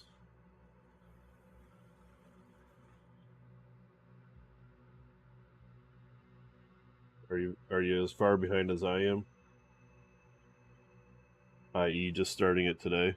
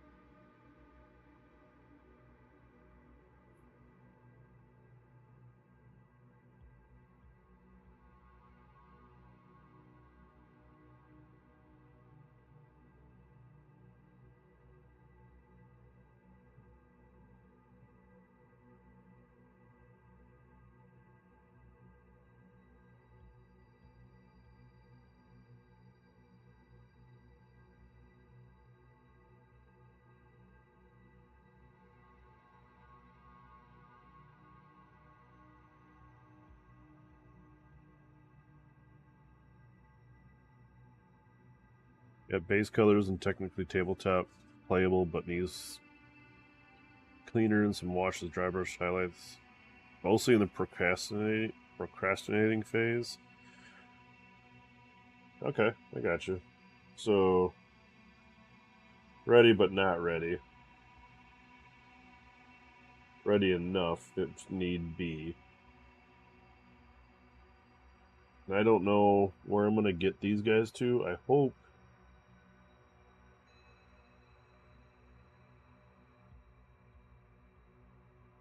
I guess my real hope is that I could get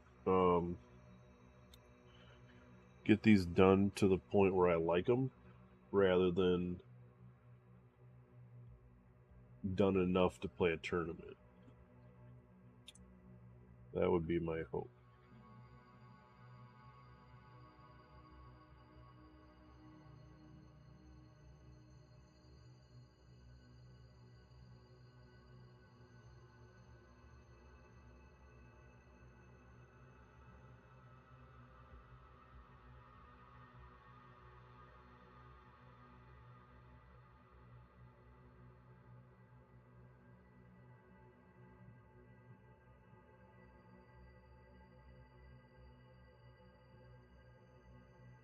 Can I assume you're going to run the same list at MIGT as you did in Nova?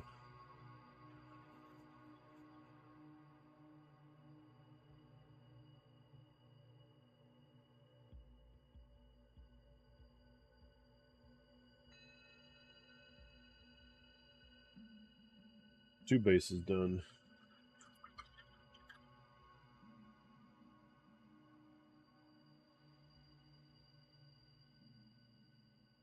Oh shit! What'd you do? You buy it? Did you pick up a used one then? I take it, or did it come fucked up on the sprue?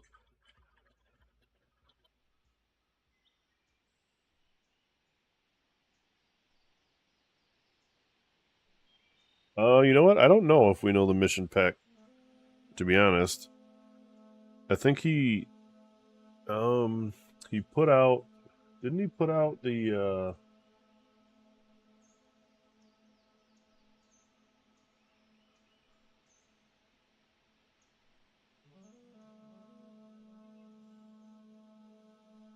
Didn't he put out the player pack already? I swear. Let's see.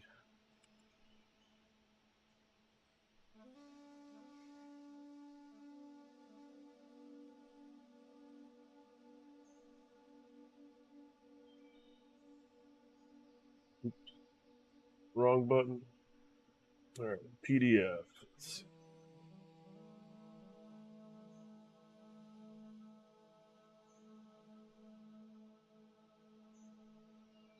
Oh shoot. He doesn't do that, does he? He doesn't put it in his player pack on which missions are being played. If I want to,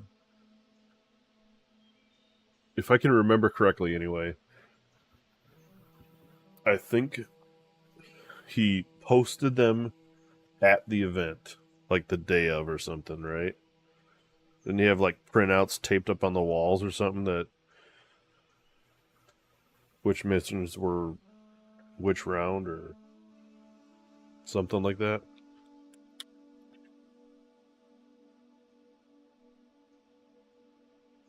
So I don't know if we will know prior to lists being due, which kind of sucks, right?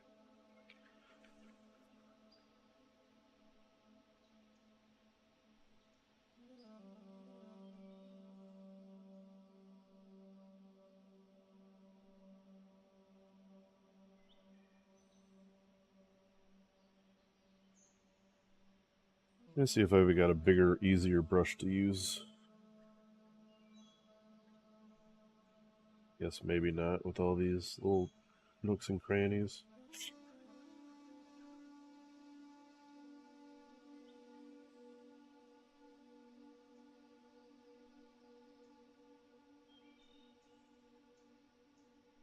Well, yeah, I don't know. I mean,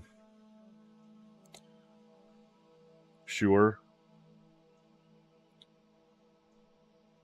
I guess if you build a strong like castle list, and then every mission is you got to go run around and snag objectives where movement would be better. It kind of sucks for people.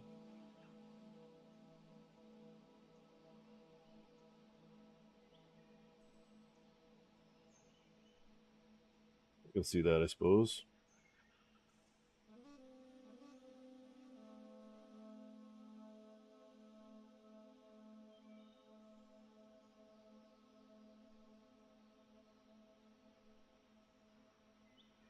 I'm gonna guess.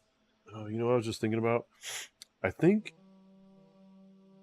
Josh is gonna not play in the doubles tournament because he always talks about doubles and teams being kind of a dumb format or whatever.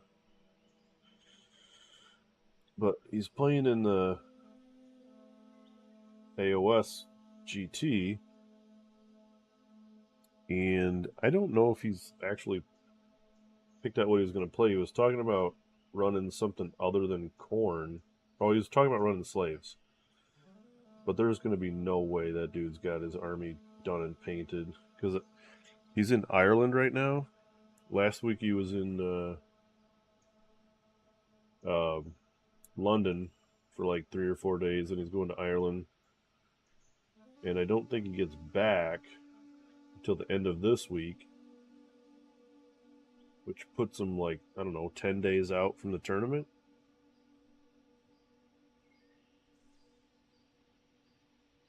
So in that case, if he wanted to, he'd have to finish all of his slaves models.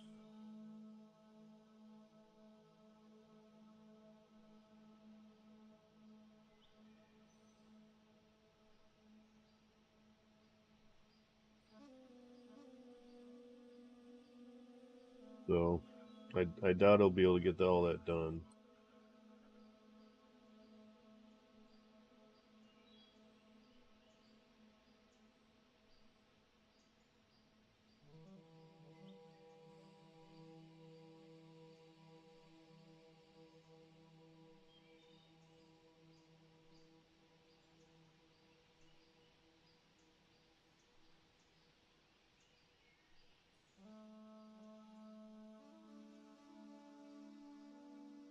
I don't know if he's got. I don't know if he's got days off. I mean, he's got. Well, maybe he does. I don't even know. He's got a bunch of days off this month because he was going on vacation. But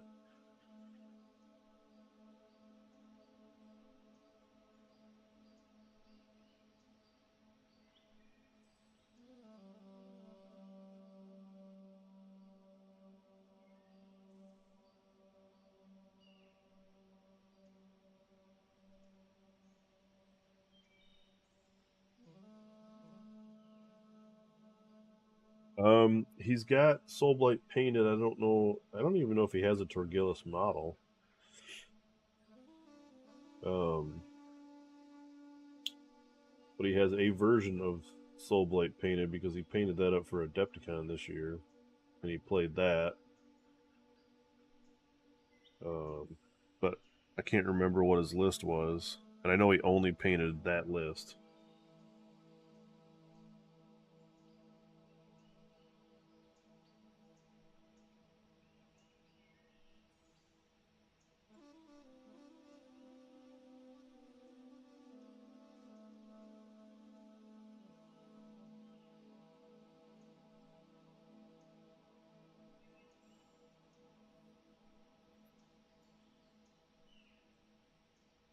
Yep.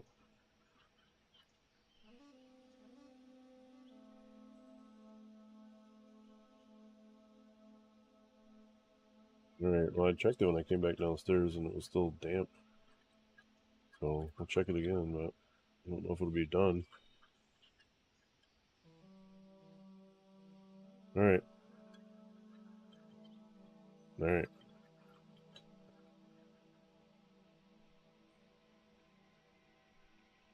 Alright. I'm gonna go check on my my comforter because the wife says too cold in the bedroom. Not having that thing on the bed, so run up and check it and make sure it's done or not. The damn thing takes so long to frickin' dry. think I put it in the dryer like fucking 4 times already. So, but I'm gonna go do that, I guess. Be back in a minute.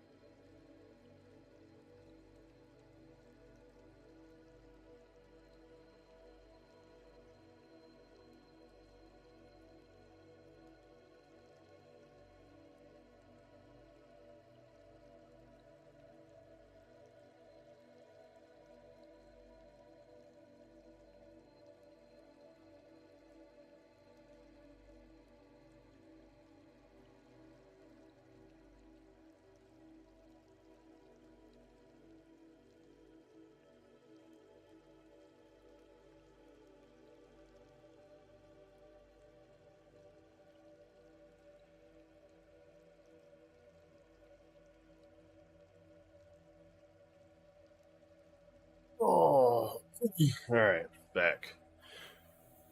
Huzzah! The blanket was dry.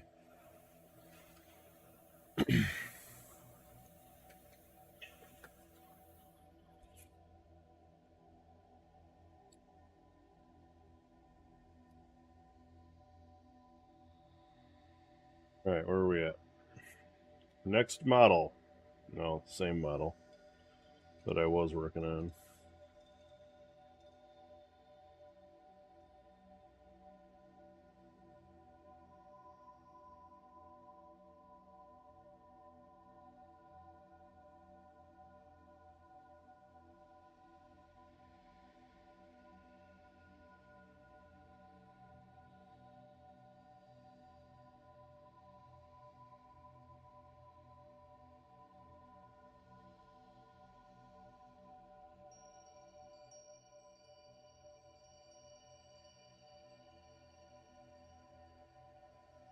This almost needs to be like made into a wash almost. That'd give me better coverage.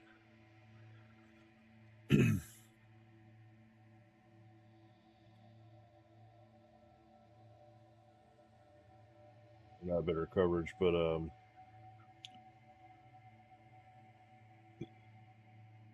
going faster.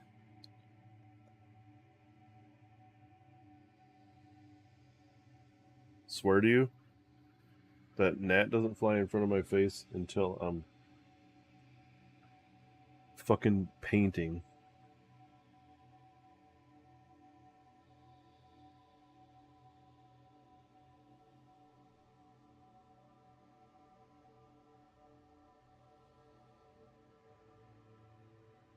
All right, can we get Dwarven Tavern music? Maybe that's a better.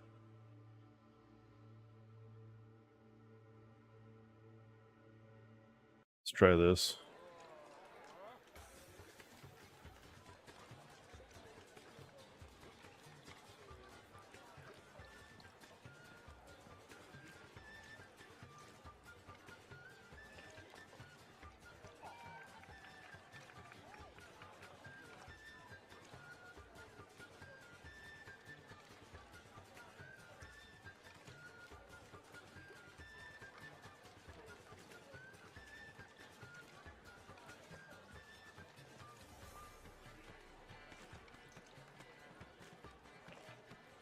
What's your go-to there, Mike, to listen to while you're painting?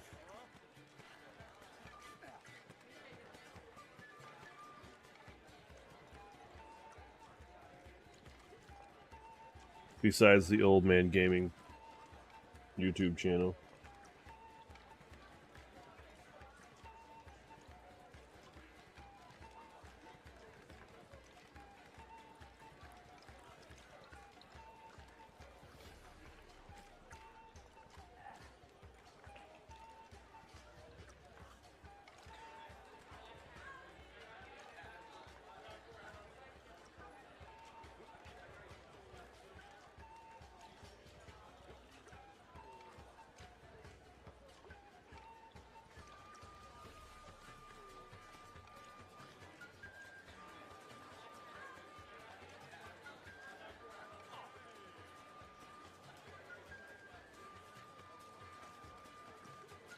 Just whatever. Cool.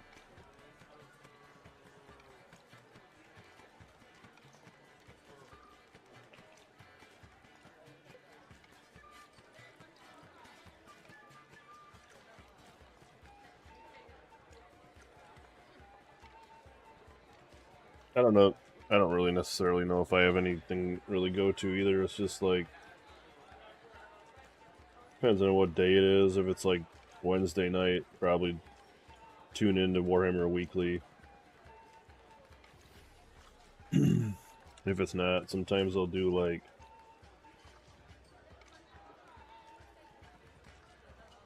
watch some Squidmar videos or like Ninjan maybe.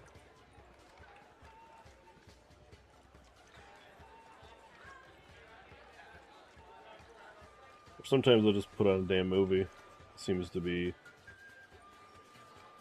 pretty easy. Something that I've seen before, so I don't have to like totally pay attention to it. Like Lord of the Rings is pretty good for that.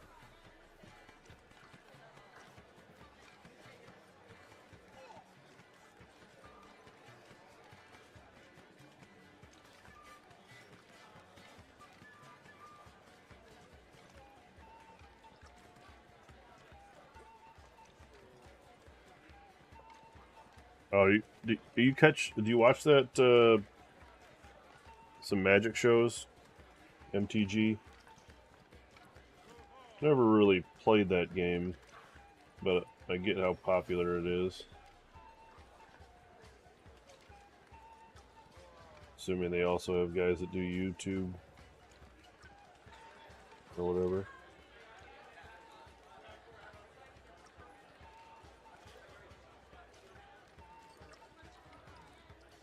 Dude, guess what happened to me the other day, Mike? We were playing at our house games on a Thursday,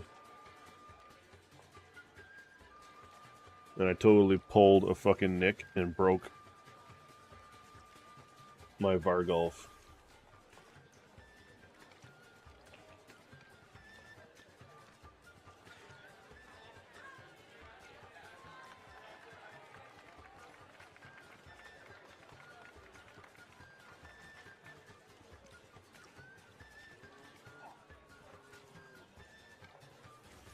Yeah, it's not a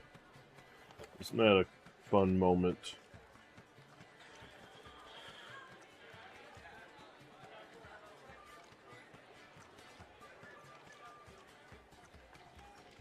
Yeah, I get that about the game itself, is that it's a real thinking game, and that's cool. But I don't like how it's pay to win, kind of, in like a competitive way.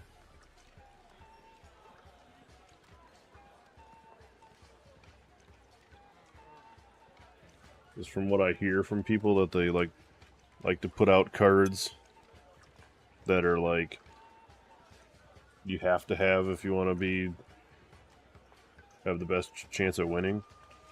Could be off base on that, but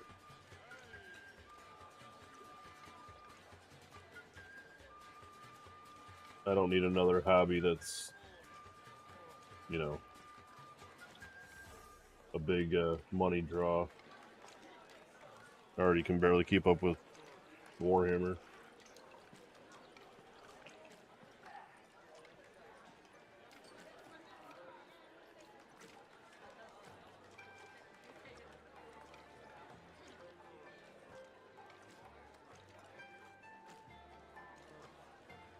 Holy shit.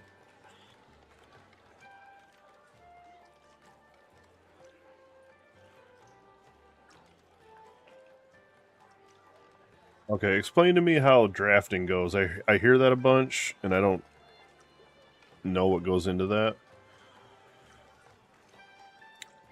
But this song right now, whatever song this is, guess what movie it's in?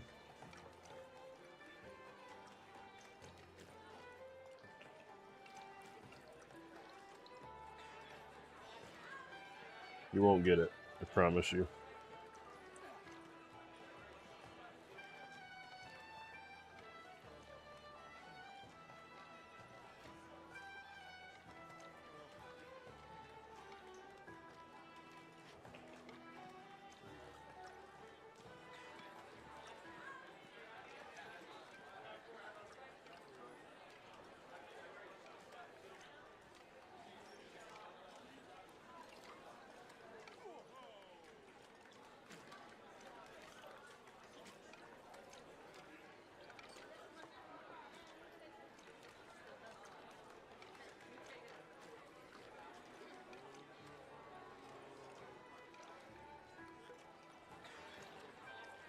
Alright, so you get 3 packs, you take a card from a pack, you pass the pack till it's empty. You do that with all 3 until they are empty, and you play the deck with the cards you picked. Okay, so do you get to keep the cards? It's like a thing where you go and you pay a fee to play, right? Like $10 or whatever it is. And they give you the packs, and then your opponent and you split them up, basically, or whatnot. And you pull what you pull.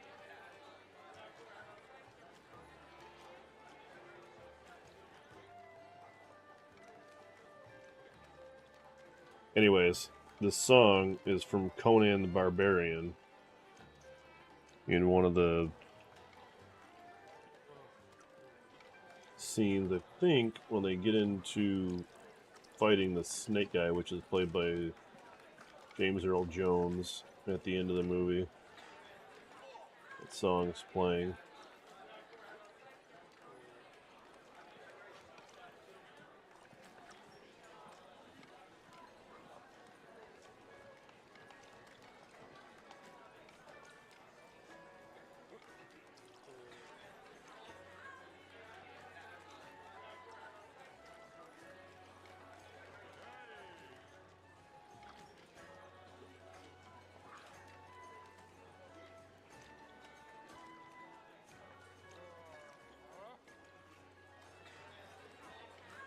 They're like $20. You keep the cards you pick. I've seen that movie. Don't recall the song. You'll notice it now that I've said it. It'll like once you are in that scene, you'll nail it. I don't know what the song's called or anything, but I just know it by hearing it.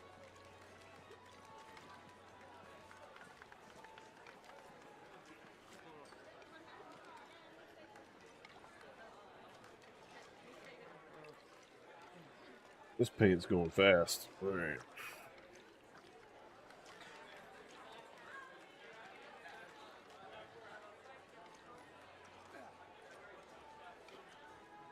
Hopefully I don't run out of this one. I think I got more of it, but...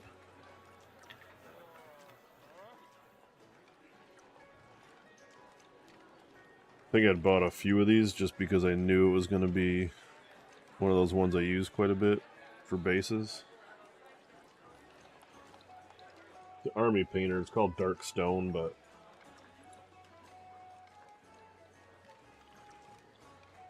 just using it to plop on the ground here.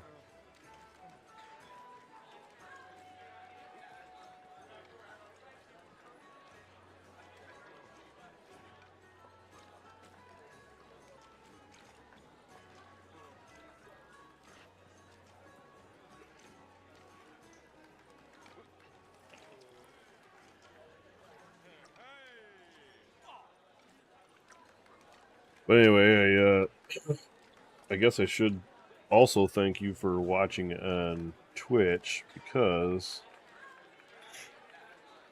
the only way we're going to get out of just the normal status with Twitch is to have more followers, more viewers,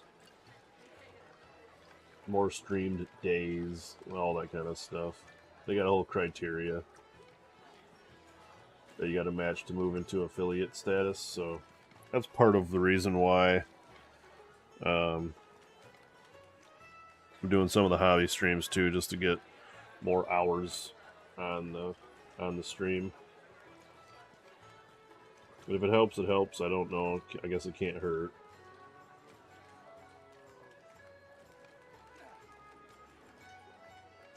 I had gotten affiliate status once before, maybe like, I don't know what it is now, maybe 4 or 5 years ago, doing the whole streaming video games thing.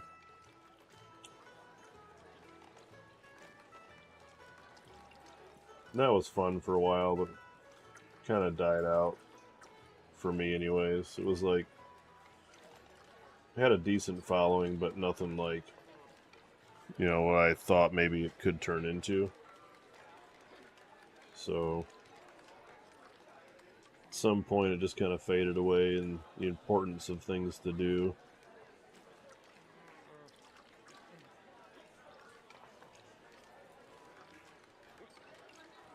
I think I streamed for about 2 years.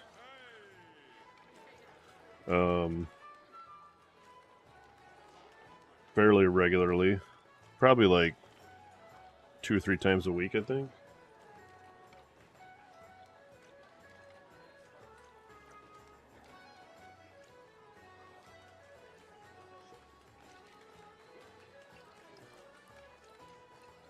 I made a few bucks. I mean, I wouldn't necessarily call it a bust or anything, but for the time put into it, it wasn't, you know, it wasn't like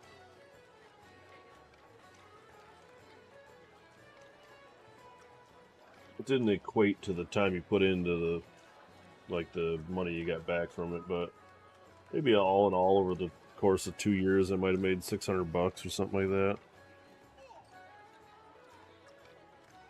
But it wasn't nothing. Just wasn't anything substantial.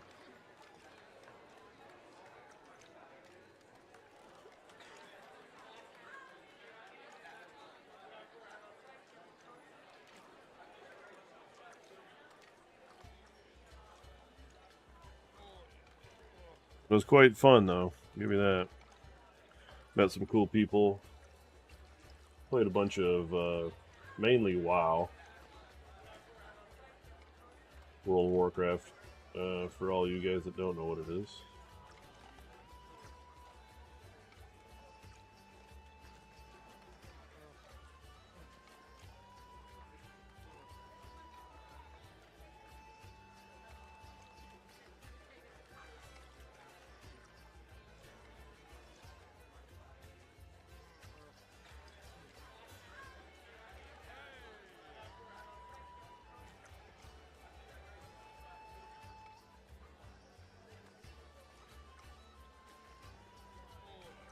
I don't know if I'll ever really get back into that game either.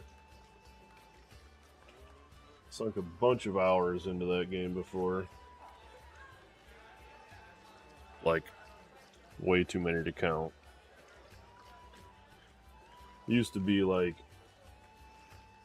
go to work in the morning, get off work, come home, log into WoW, play at WoW for 8 hours, take a break for dinner, get right back on that thing till shit, I don't even know, till midnight, 1 a.m. Rinse and repeat every day.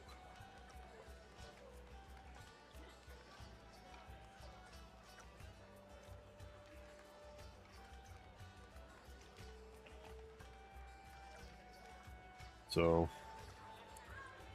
it was quite a big part of, God, I don't know what it would have been, my 30s, 20s and 30s, probably. Shit, yeah, I played that game for like, I don't even know. Seemed like a really long time.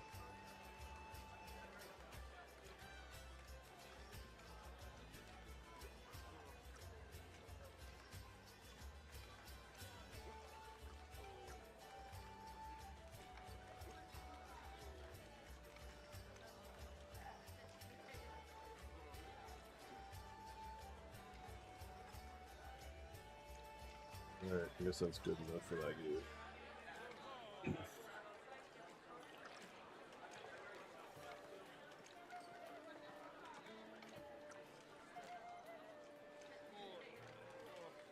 Next.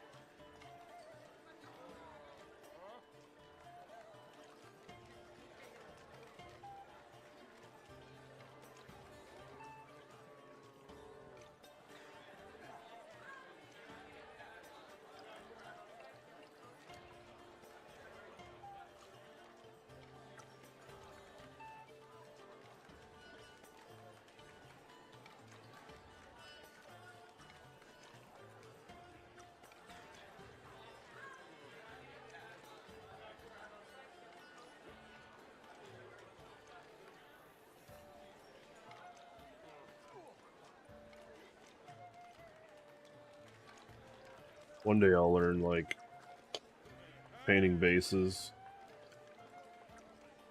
with a brush sucks.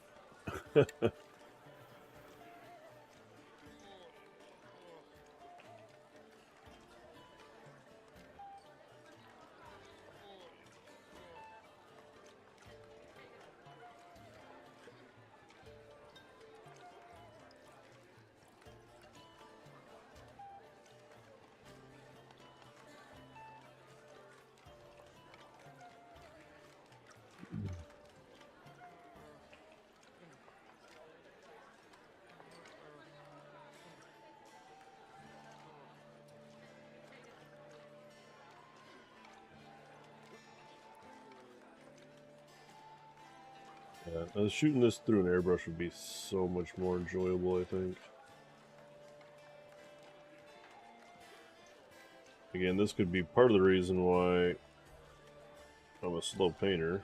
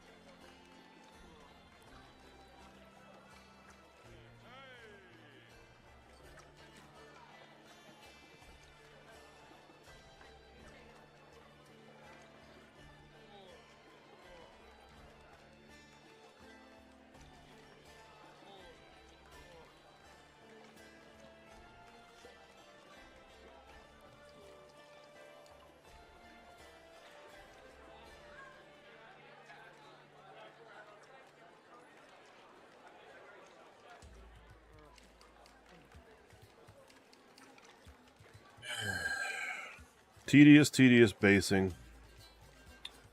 I think I get more enjoyment out of like using the contrast paints myself, but can't really do those until I get this shit down, because I gotta do a bunch of dry brushing on these bases, and I don't want to dry brush on the model after I get the model painted, so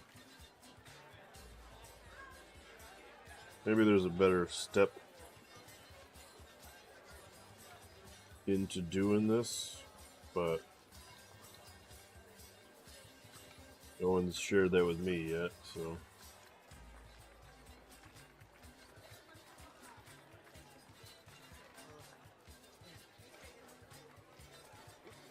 Low and steady wins the race, I guess.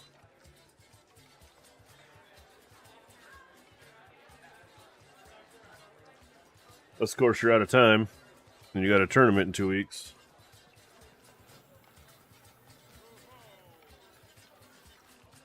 That might actually be the trick. It's just be a procrastinator, buy an airbrush, bang out your army that you want to play in like a week, rinse and repeat for different events.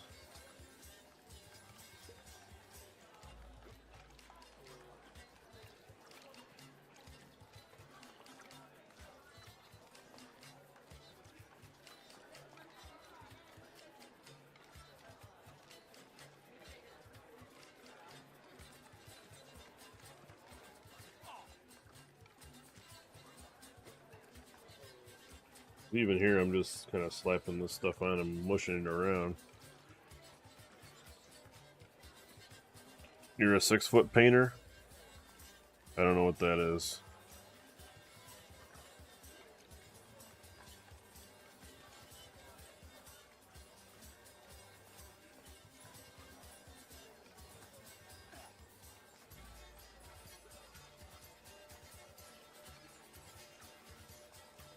Enlighten me, young sir.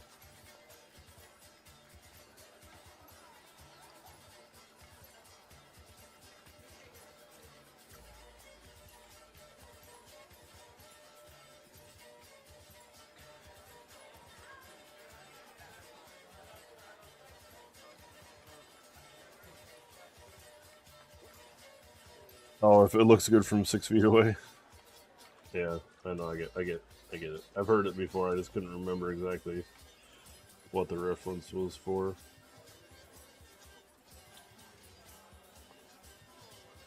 I mean, I might paint some armies that way eventually, but Flesh Eaters is the one true love of this game for me. So I try to take some good time on doing these boys, especially. If that makes sense. I think everyone's kind of got their favorite army or whatever. I don't know if I could ever play this game like Tom Guan per se does, and just go, hey guys, anybody's got some of these models I need to borrow them for an event, and then just all your shit just goes into trying to hunt down the models you want to play in a list, playing that way. I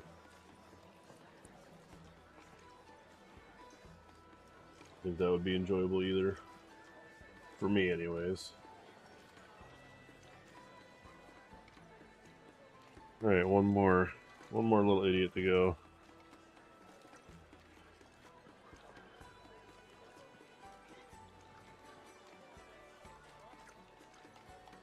I don't know if we'll be able to stretch this paint that I got on the palette out, but we're going to try it.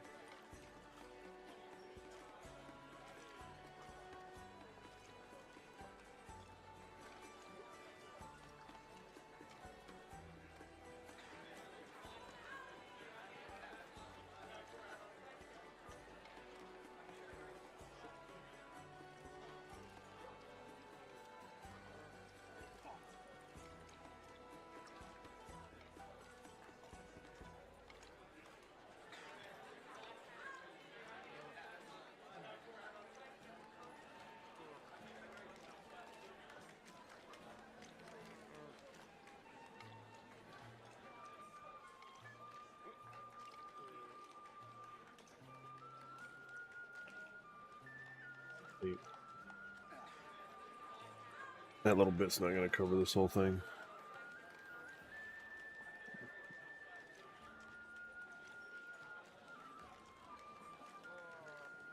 Ooh.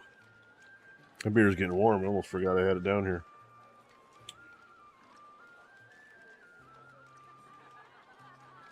So, Mike, you going to get drunk at MIGT again this year?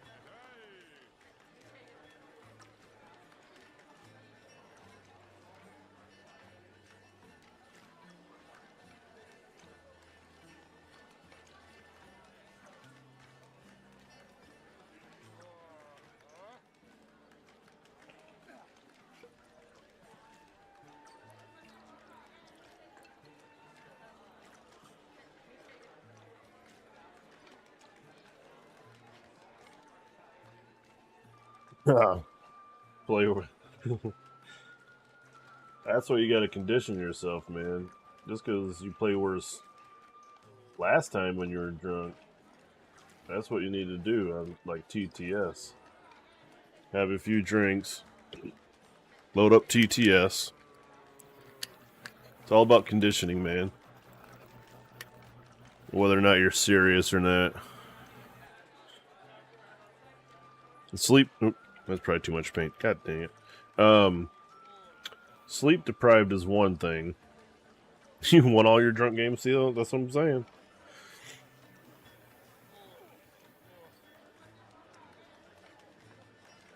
Sleep deprived. That's why I play late night games, man. You don't know how good you are until you can, like, make all the right moves, and think coherently when you're super tired.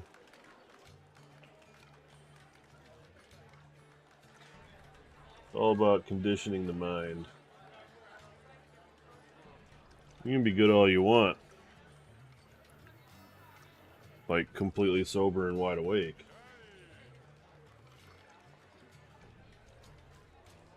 But if you can play well with limitations, that's when you know you got it. I haven't gotten to that point yet, but I practice.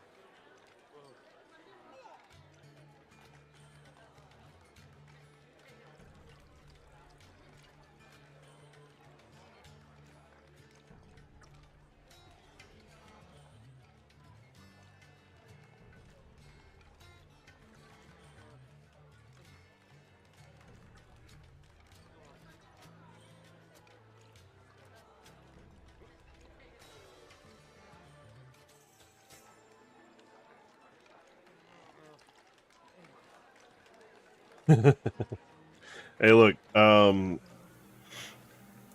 know what to tell you about being up for 29 hours. That seems like a poor life choice to me.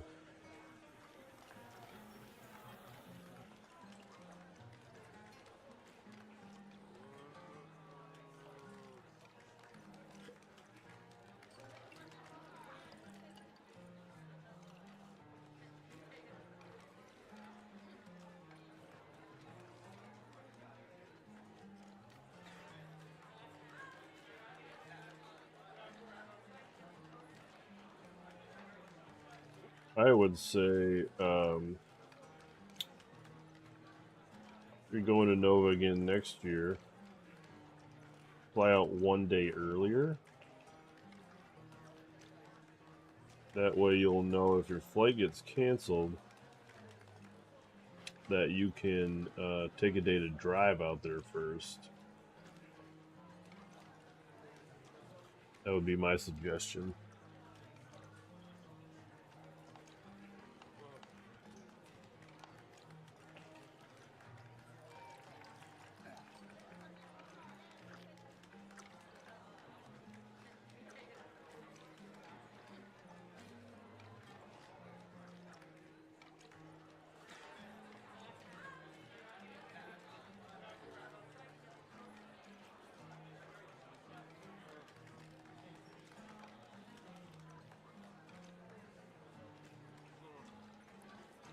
Well, Mike, I don't want to hear your shit about stuff being expensive. You can't really talk about that kind of stuff while you're living at home. Just saying. And you have a job, so kind of irrelevant.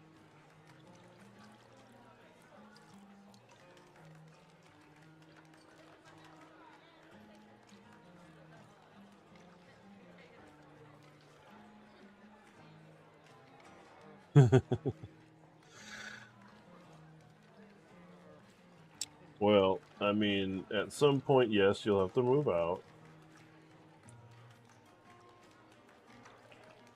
But while you're not moved out, you should have no problem with cash flow.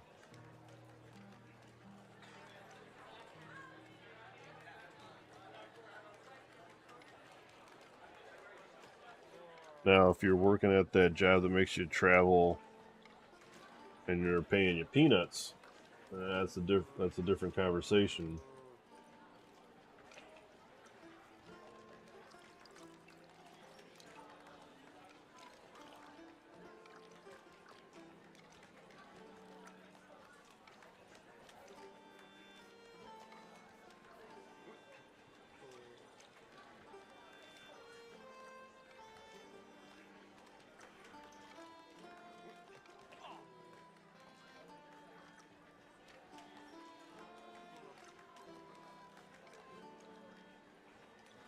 Remember, there was a period of my life where I had to move back home,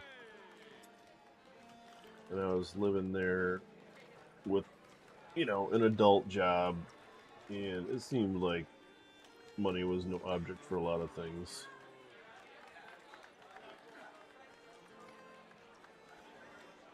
To an extent, you know.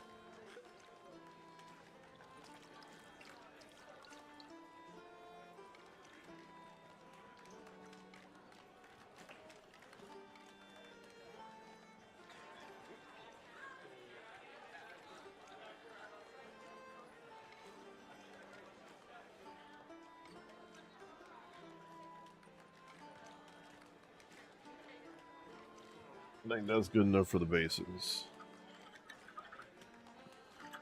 At least the initial.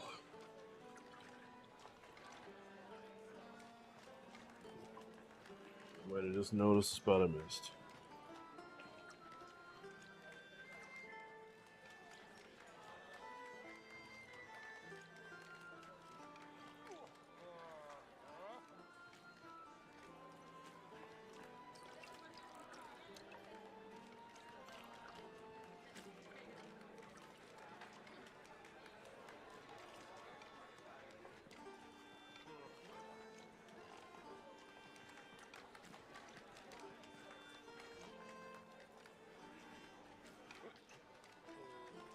I guess I could nitpick that up all night long.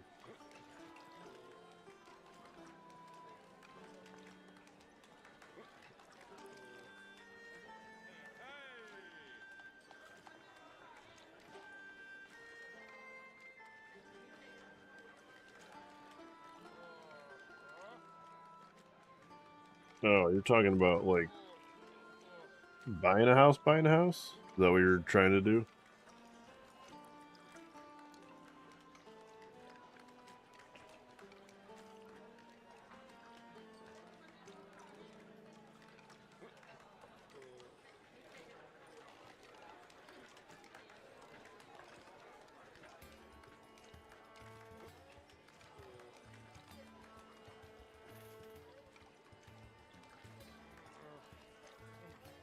Okay, I hear you, man.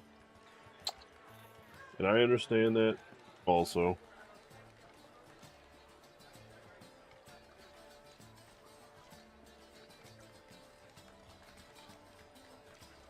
It's a big undertaking. My oldest daughter just moved into a house that her and her boyfriend bought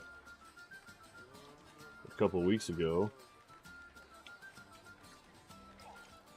And he's realizing now that what you didn't have to think about before becoming a homeowner is stuff you think about all the time now, like maybe I'll buy some cheaper groceries, or all those kind of things. All the decisions that go into being conscious about your money and stuff.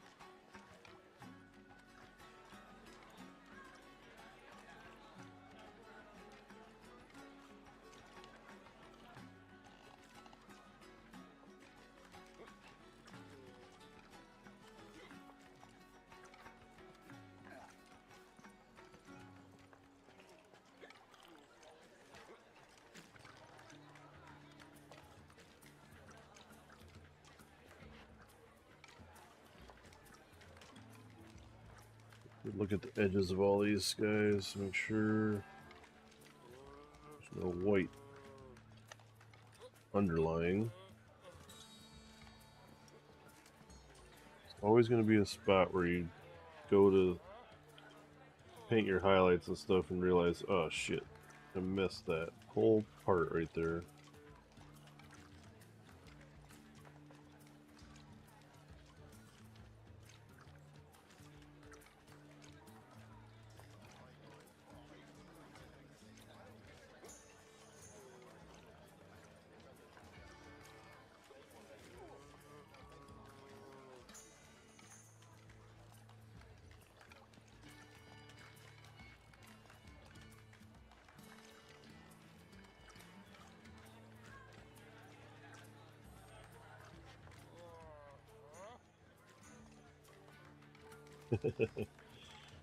I got you, man. Save what you can when you can, I guess. I probably would tell my kids the same thing.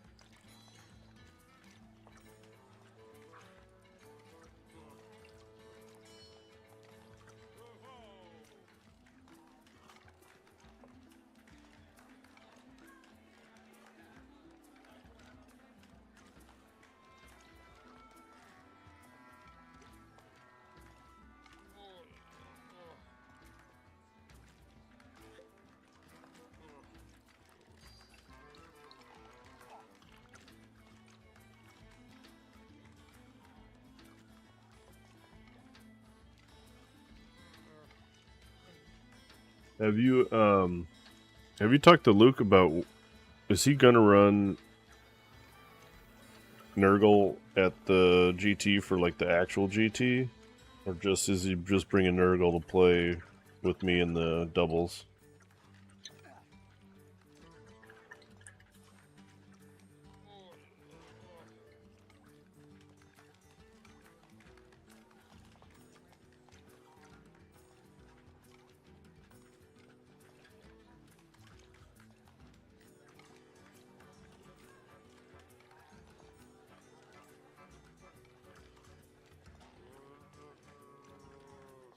Don't know.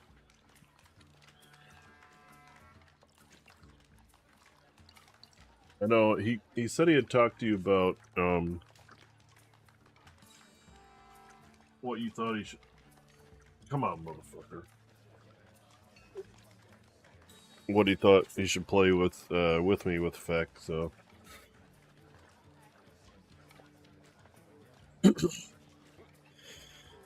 Because he was messaging me on Facebook the other day about it. About probably running Nurgle.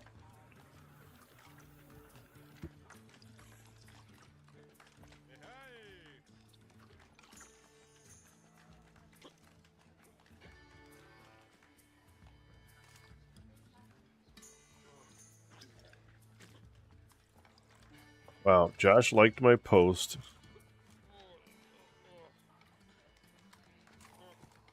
Or maybe that was a different one. Never mind. I was gonna say, Josh liked my post and fucking it's not in here on the stream.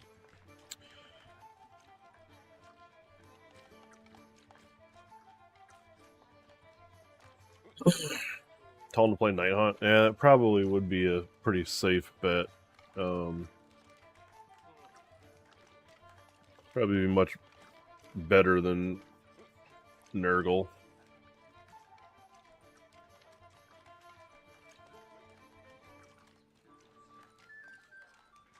I was kind of thinking that initially. Does he have fucking a bunch of Nighthawk painted? Because if that's the case, maybe we ought to do that. And I bring 12 more big knights. And he bring whatever he can bring. And then our whole army would be retreat and charge.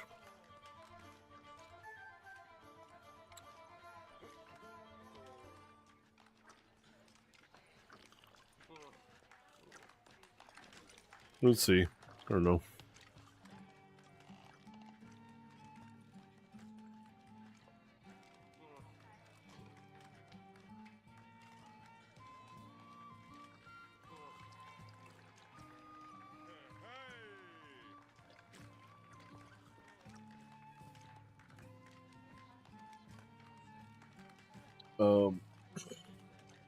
Mike, the only time you'll see me run 80 ghouls is if you come to my house and I play you in my basement.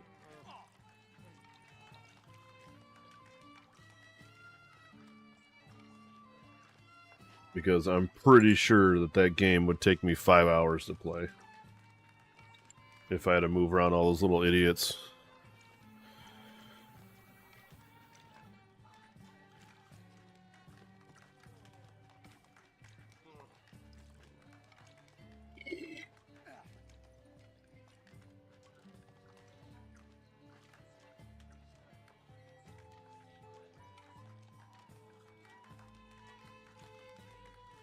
These things would be dry by tomorrow, I'm guessing.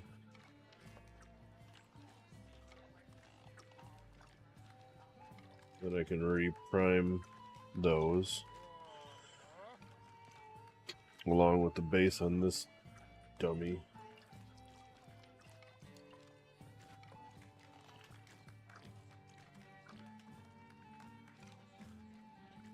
Hope this will turn out, because I just zenithalled this dude. So it has a little bit of contrast into what it is, and then I'm gonna paint this whole fucking blob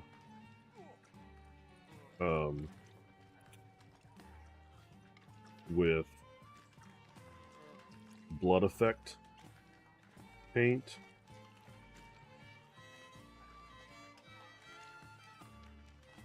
Hopefully that'll be cool. Hopefully I get enough blood effect paint.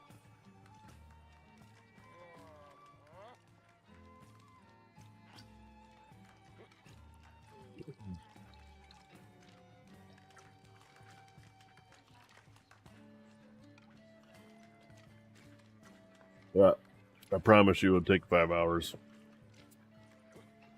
So if you want a 5-hour game of Warhammer, you know where I live. Come on over.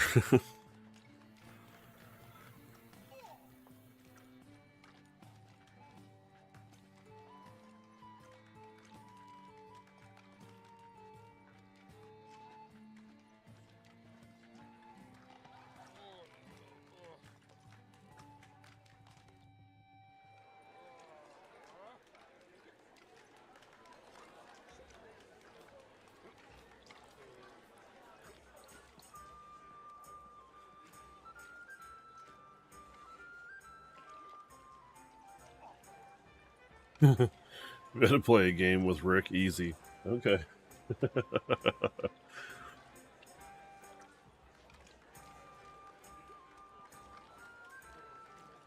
I've heard that about your guys' stories with Rick. Is he just more or less like a really thorough thinker? Or is it just real super casual and it's just bullshitting around and shit like that?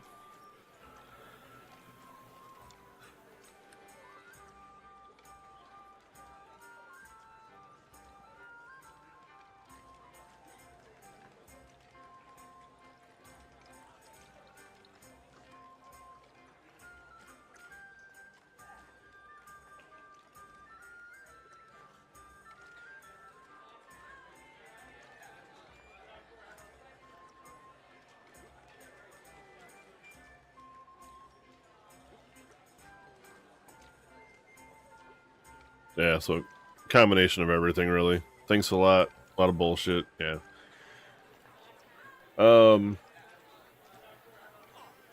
I get that, because I guess I'm kind of the same way. Like, when Josh comes over, we're just like, alright, dude, we're going to play a game, and don't pay attention to the time, really. Just get our models on the table, bullshit back and forth for a little while, and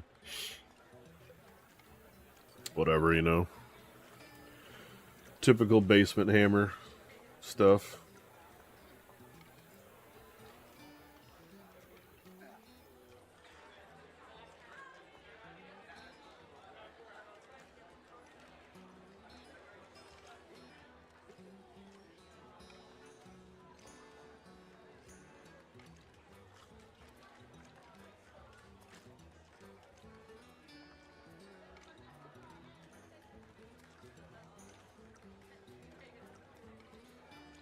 Alright, so I guess let me take a minute.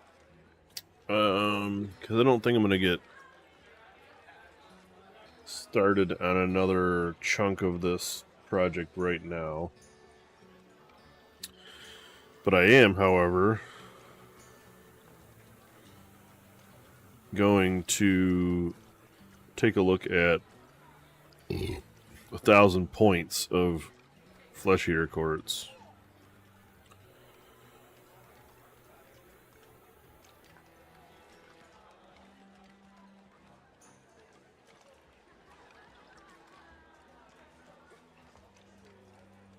What do we label this? MIGT doubles.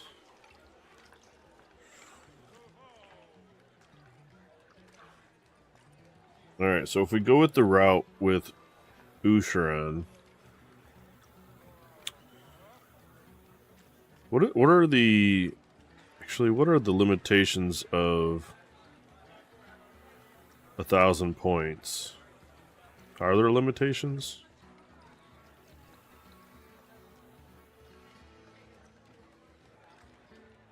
Put Usharan in a list by himself, made him the general, and my list is good. Need to see if we can get a team tournament going in Michigan. Well, funny you should say that, Mike.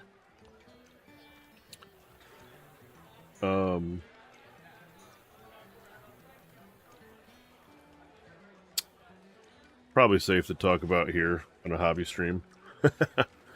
We've been toying around with the idea, if our GT in February goes well, of expanding the GT and then also adding on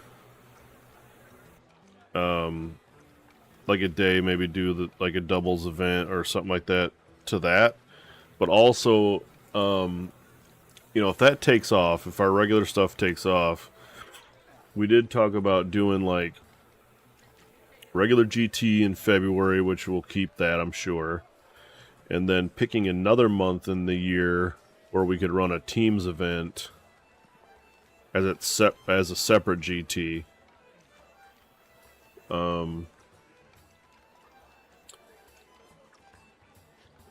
Now, we'd probably have to grow our normal GT to the size of like High Grounds GTs right now. We're going with like 70, 80 players. And that way you're getting people coming in from out of town to play in those ones, to where you can kind of broadcast that you're going to end up doing a teams tournament. I don't know. I know Nashville teams is pretty huge, right? But are there other team events around? Or there's just not, probably doesn't seem like there's that many to go around. And if we started one, how many actual teams would we get to sign up? Well, they run like 5-man teams in a GT format, right?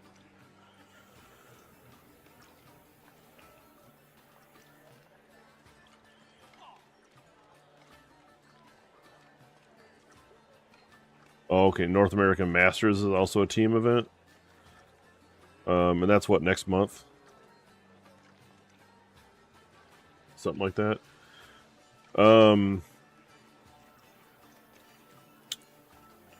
Yeah, I'd have to be more familiar with how to run a teams event.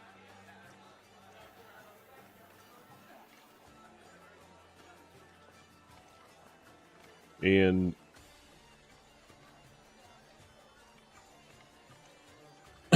okay, North America. Where's North American Masters being played at though?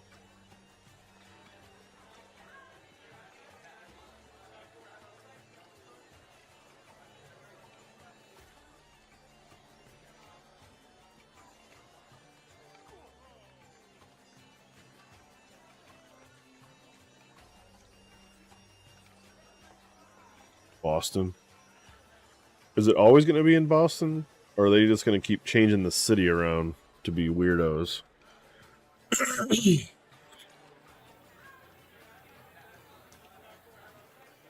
I guess if we could do a Michigan teams, could we call it Michigan Teams GT or something like that? Michigan Teams, maybe. It's definitely something to think about, because if we end up getting, oh, it's Boston because that's where the TO lives. That makes sense too. What I would hope for, I think, just talking future, is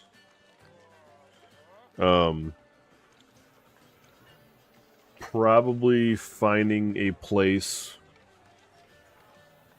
that we can run the regular GT at after, I don't know, after we can grow it to the point where we don't need to spend any more money on mats and terrain and other things for the actual thing, and then just take that money and put it into a nicer venue, that either at a hotel or whatever, something like that.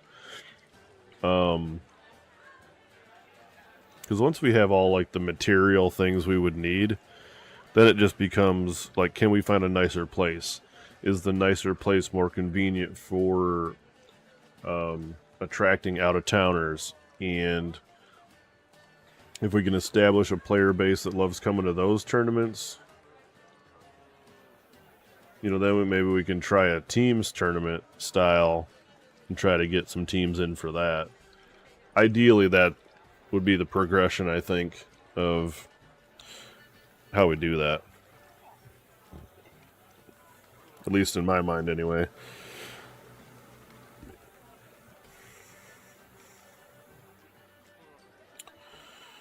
Alright, so Usharan is 470.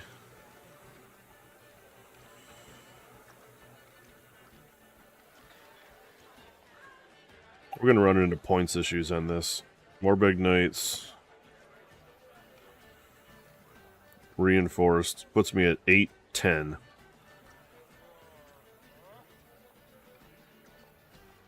So we got 190 points left.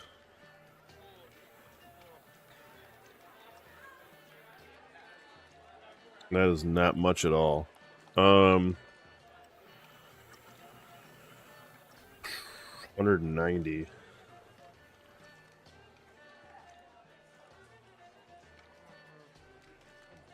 You'd almost just say, just take another 3-man unit of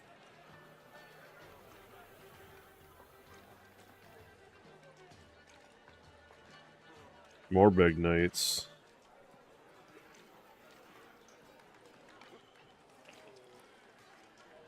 Then I'm at 980 is Ustran. A reinforced more big knight and a more big knight.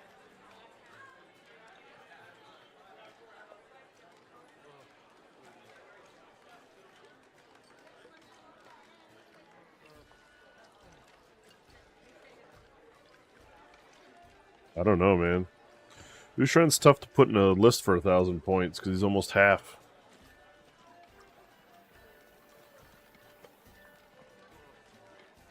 Maybe it would make more sense if we just did Dude,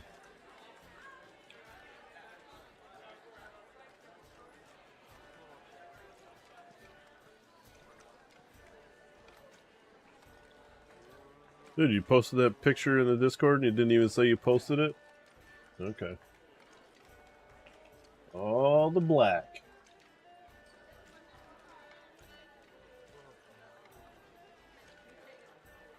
Are all your other Magma Dross also black, Mike?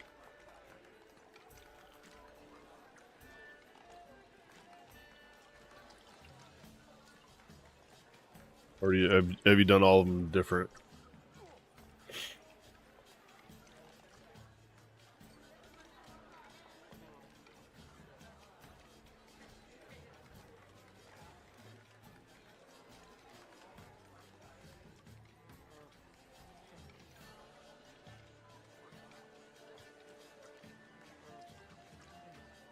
All different. Cool. I think that's how I do mine too if I had to paint those up. I actually have all of Josh's Fire Slayers here because he refused to build them.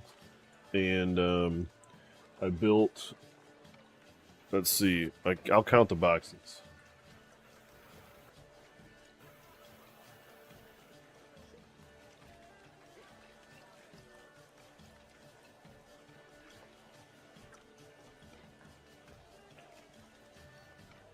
He's got 5 boxes of Volkite Berserkers.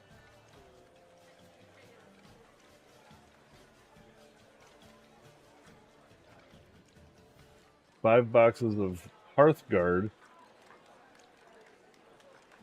The spells in the terrain feature. And then also 4 starter boxes.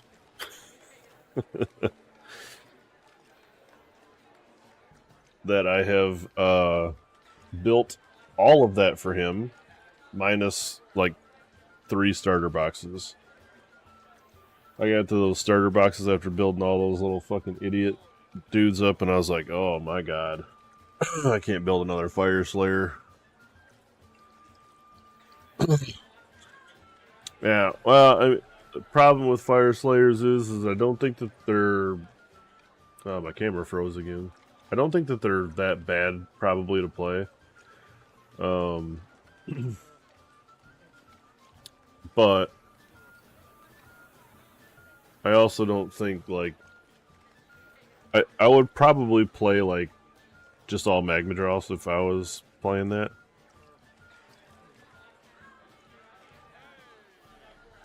Yeah, dude. It's, He has a problem. Did I tell you this before? I think I've told you this many times before. The man has a model collecting addiction. Which the story goes on the Fire Slayer army anyways, is that he had a guy that owed him some money. And like instead of paying him back with cash, the guy had all this Fire Slayer stuff I guess he collected. And so he just was like, hey, what if I just give you this Fire Slayer, all my Fire Slayer stuff, we'll call it even. So that's how he got that. Oh, he has 0 Grimwrath. 0 Grimwraths. Technically 0 Grimwraths. I mean, I guess you could just say a dude's a Grimwrath, but technically he has no Grimwraths. Oh, and that doesn't count all the fucking heroes he had, too. Oh, I forgot about all those guys. I don't know where the boxes of the heroes went.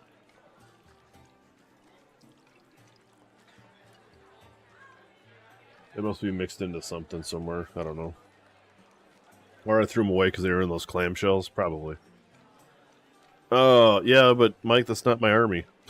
That's not something I own. Josh can do his own conversions. I even, like, custom based all of his shit. Hold on. Hold, please. I gotta find out where I put them.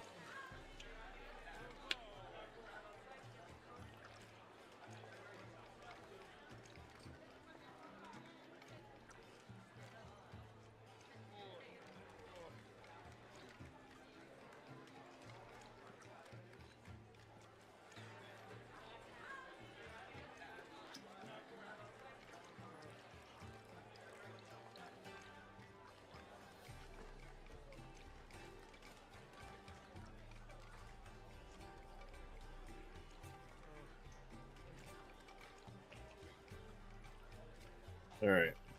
I don't know if you can see this, but it's a full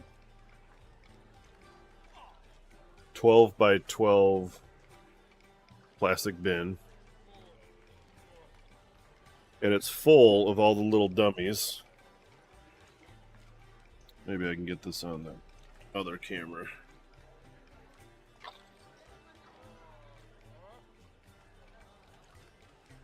So this is all the Fire Slayers out of all of the boxes, minus the guys that come in the starter set. But each one of these guys, if we can be able to see that or not, each one of these dudes is based with cork in the anticipation that he does lava bases when he goes to paint them. So they're all standing on cork pieces. Every dude. I even made like since he had 4 starter boxes, I made the foot daddy.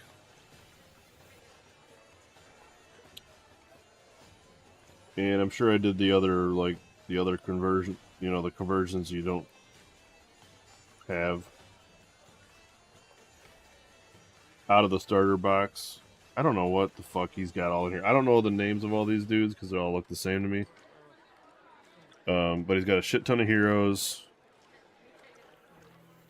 Like an ass ton of fucking everything else. So that's what I built for him so far. I don't know if I'll ever get... Maybe I'll get to the point where I build more stuff for him. Like the starter boxes and stuff, get the Magmadross done. But not going to be anytime soon. I got to find time to do that. It's like I work on my stuff, but if I guess if I don't have stuff I'm doing for myself, I'd do that. But anyway, you get me sidetracked. 1,000-point list. Usharan. Reinforced Morbegs, or 3x3 Morbegs, which doesn't seem as good.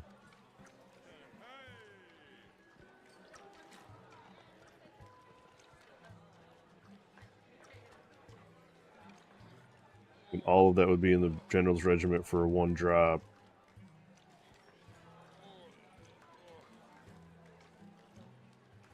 Oh, take 2 Usharans? Yeah. Mike, I think you are unaware of how the rules of Warhammer are. And he is a unique character, so you cannot do that. But really, like, everything in my army is 170 points almost, right? So... Well, let me ask you this. Is, yeah, he's not... yeah. He's in every list because he's the best hero. Hands down. But... If I ran Usharan to give strike... to hand out the strike last thing, does Nighthaunt have any way to hand out strikes last?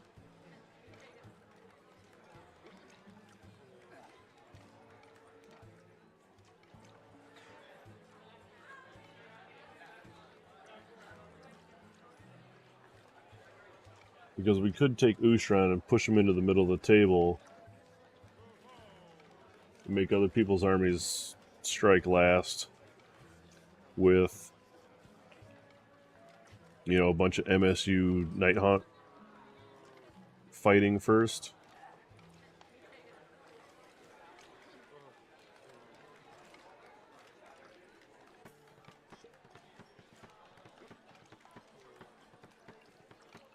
Okay, so if one of his heroes charges in, they give out strike last on the active player, like if we're the active team. So how does that go then with like how the actual turn goes?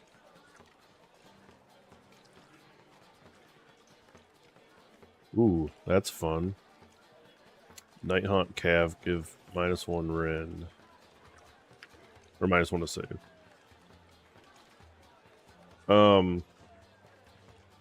Okay. But what if we did...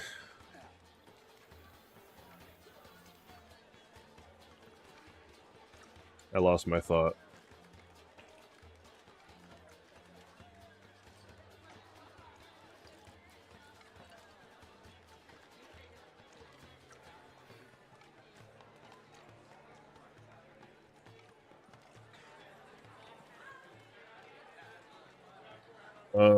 So we could do a couple different strike lasts. Now, Ushran hands it out every combat phase, so his is a little bit more powerful than just a charging hero of Night Haunt. However, if he took his hero into the opponent's hammer, and I took Ushran into an opponent's hammer, and we made those two units strike last,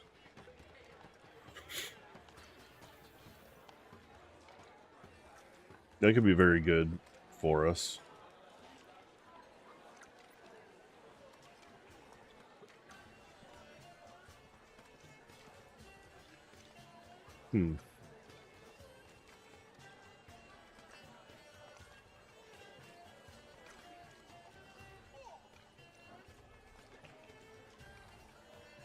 Or the other play is, and I don't hate this either. Yeah, I hear. Yeah, swinging with everything before your opponent's pretty damn good. I would agree to that also. What if I brought Usharan, a reinforced unit of Flayers, and the Infernal Courtier?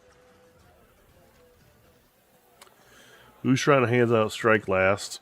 He can play by himself. Then the Flayers go around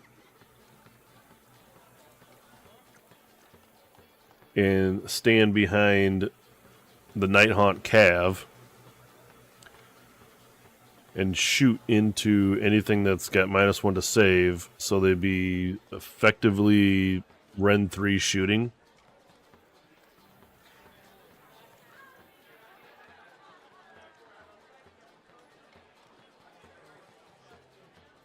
That could counteract some people that have high armor saves, like slaves. Why doesn't it work? Oh, does it only affect Night Haunt shit? So your team... so does that mean your teams can't share effects or whatever?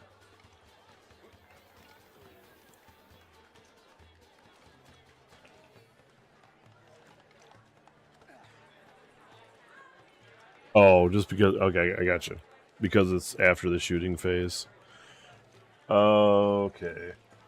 I got you. And it only lasts for that turn, I think, too, right?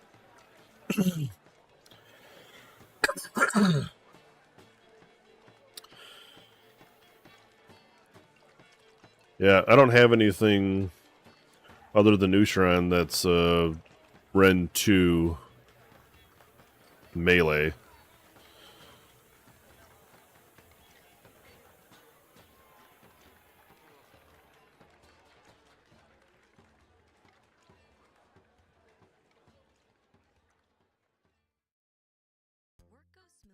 I guess the only other thing I could think of doing...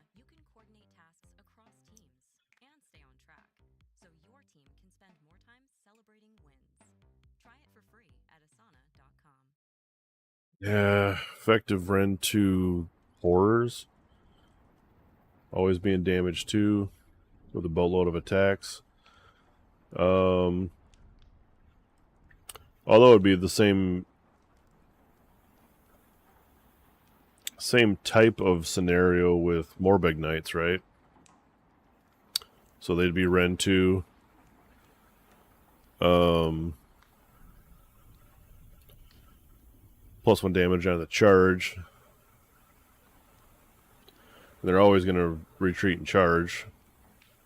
I don't know. The more and more I think about it, I think just like... Oh, yeah, I mean, they're cheaper. But what I mean is, like, maybe I would decide Ushran doesn't fit in a 1,000-point list, and I go, like...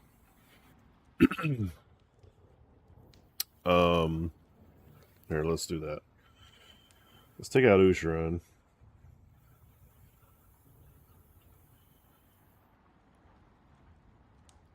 We add in, like, Arc Regent.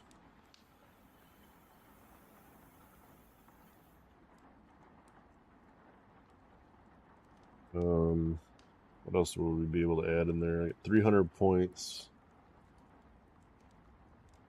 Let's make 2 units of 6 Morbegs. It's at 870, so I got 130.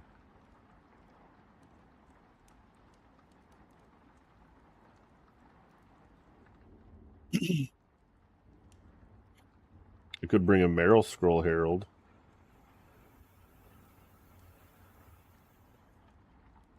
Although he wouldn't be able to keep up with anybody. Oh, yeah. Right. -1 to save once. Yeah.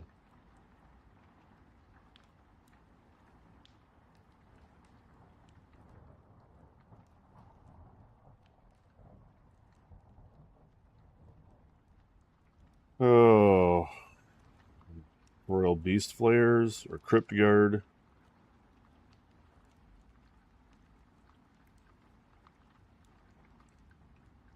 Meryl Scroll Herald.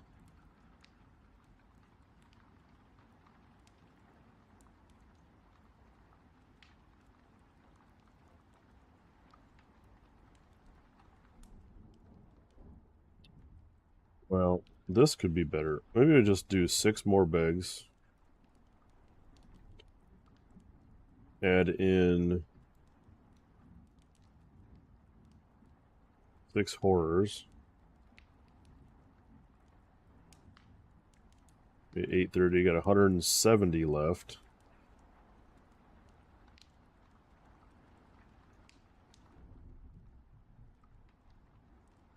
Which would allow me to bring the Haunter Courtier.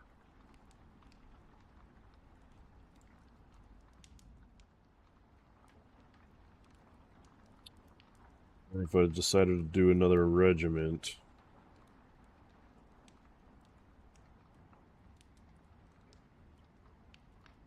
We bring the Gore Warden and have a deep strike threat.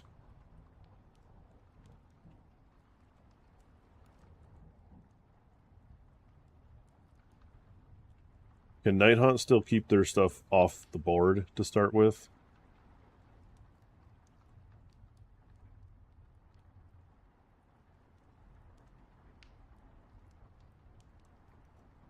Maybe that would be a weird play in itself. No, they have to start all on the board. Okay. So we could have a... Well, let's see. If he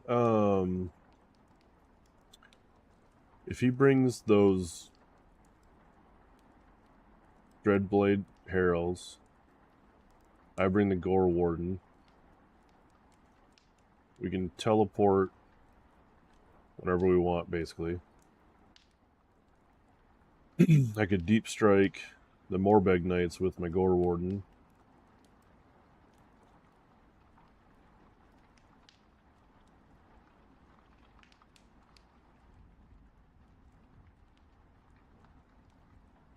And then have Arc Regent and some Horrors left.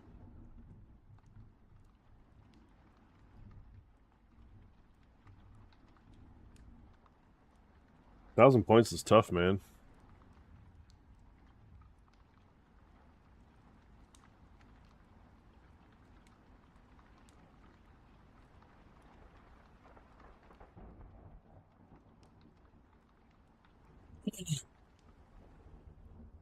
Yeah, I mean, I'd probably say that's probably a better pick than Nurgle. I don't know. Has he played much Night Haunt before? Or is this just going to be like a thing where I say, "Hey man, I think Night Haunt's good," and then he goes, "Fuck, I gotta learn how to play it, and then I gotta paint it."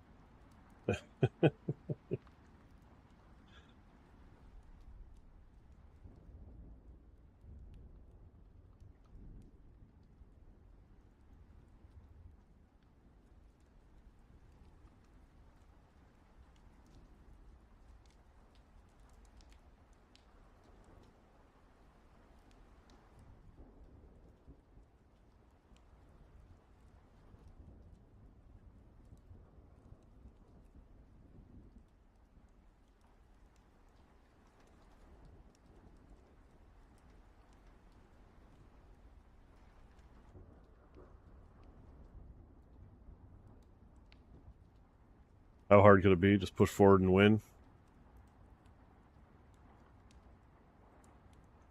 Your list is an ironclad. You're- so, okay, so you and your dad's playing the KO Fire Slayers combo.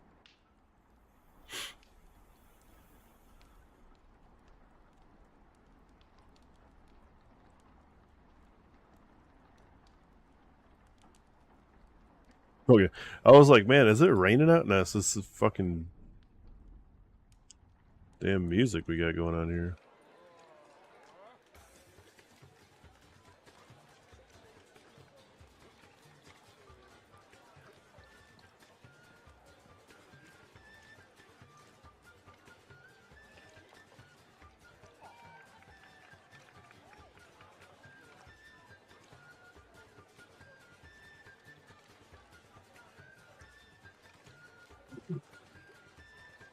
You haven't lost a game yet. Well, that's until you run across the Feck Night Haunt list.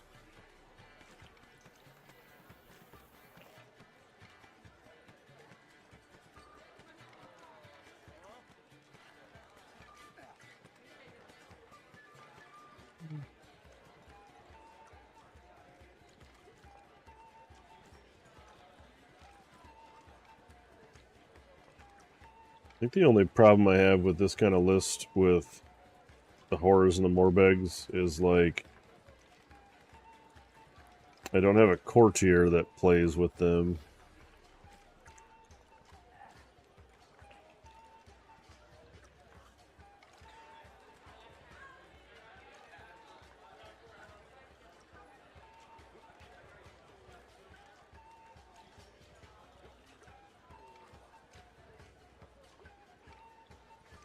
I mean, there's a million different ways you can go, right? Oh yeah, man. All that is about the cookie points, man. That whole thing, that whole fucking rubric that he put out, it's wild. Which is fine because I don't care to put that much effort into that kind of stuff either. It'll be fun just to have some cool games.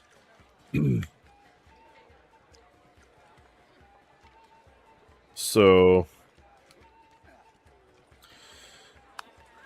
if I would say a fun list to play would probably include Usharan.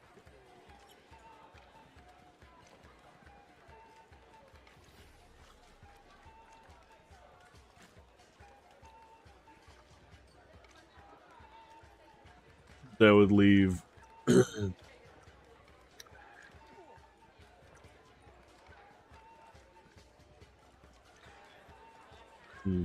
I don't know. And I'm definitely not painting up my Night Haunt to run with his Night Haunt because there's no fucking way I'd be able to get that done.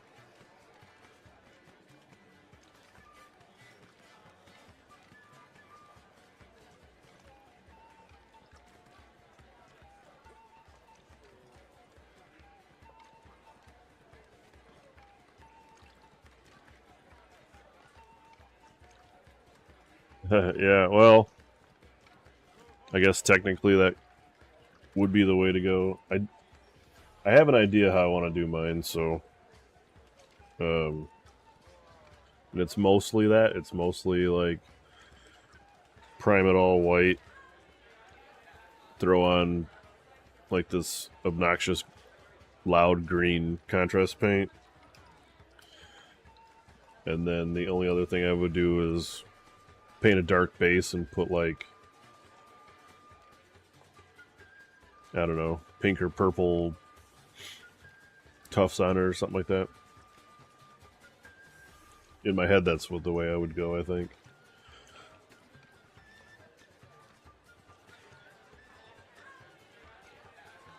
But again, much easier if you had an airbrush that I don't have.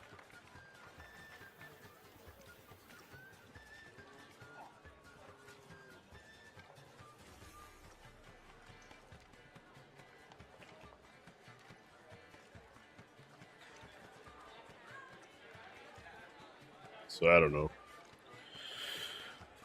Oh, you got to work in the morning, Mike? What time is it? 12:30.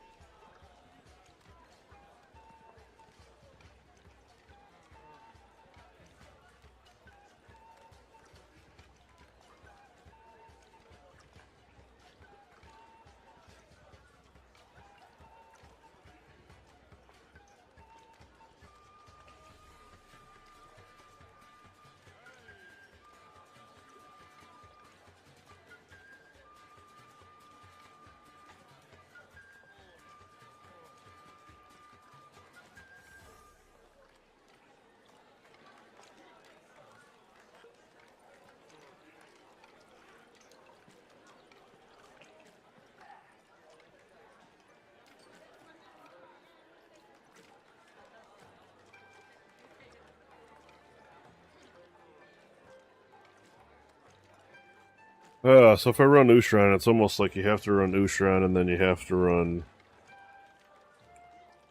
I mean, if you didn't want to run all the fucking ghouls. Now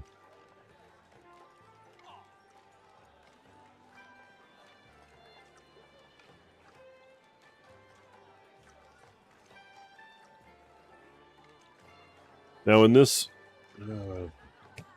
I'll read the pack tomorrow, it doesn't much matter. I was going to say, do both of us get to bring endless spells, or is it just one combined? I guess that's the other question. So, in your doubles game, do you, like, your team does all of its stuff before the other team gets to do anything, as far as structure goes?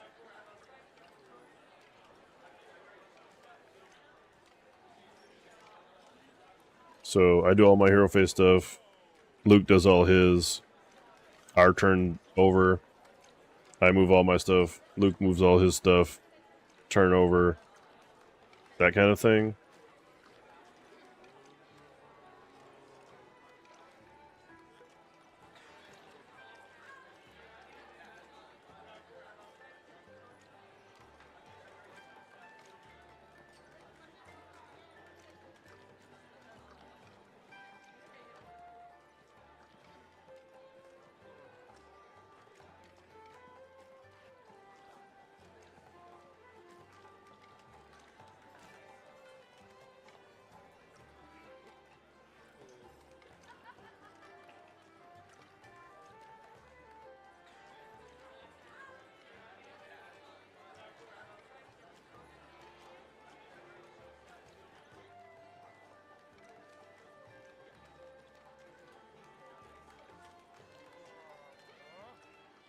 I guess that's more to think about tomorrow, sitting at work.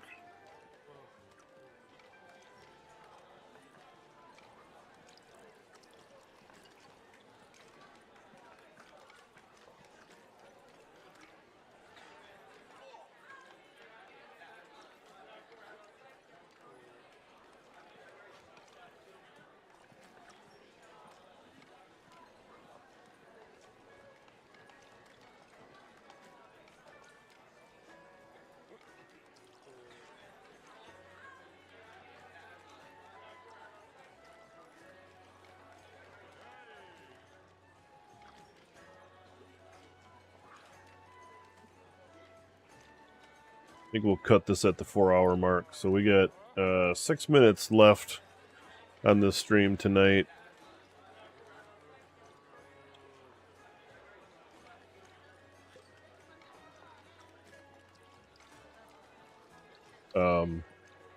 Thanks, Mike, for hanging out with me tonight, man. It's cool chatting.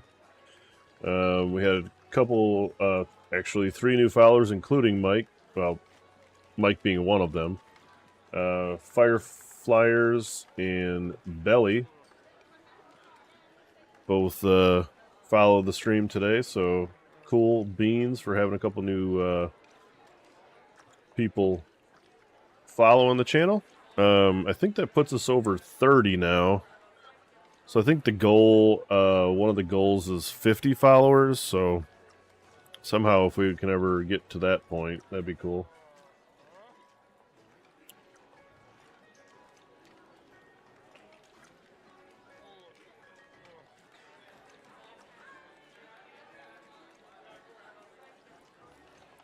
There's a way to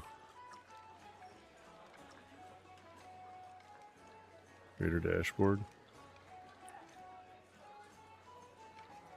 Oh, there we go.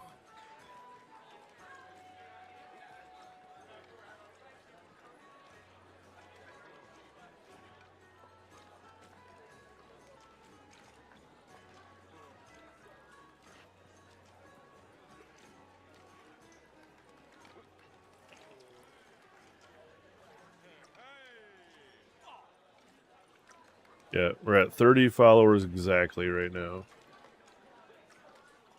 So another 20. And we'll be right on that mark we need to be for the affiliate stuff. Which I never remember exactly where it's at. Where they show you like what you need.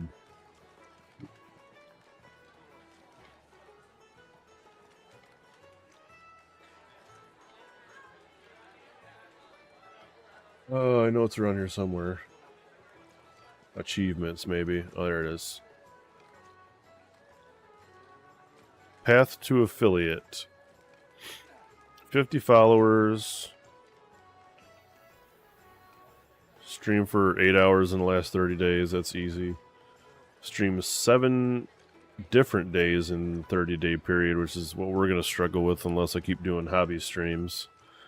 And then average viewership is you gotta have average of 3 viewers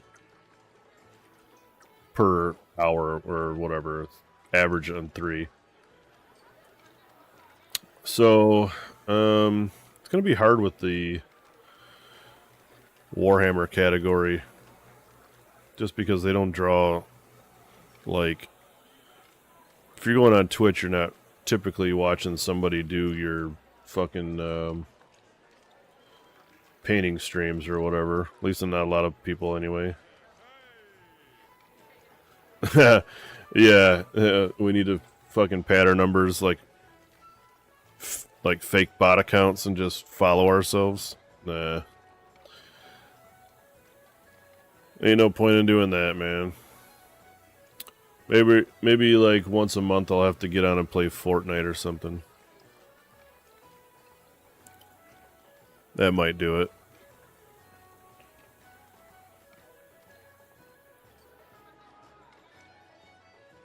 But if you're not playing video games, it's hard to... I guess the other problem is I don't have boobies, I guess, so that's part of the problem with Twitch. So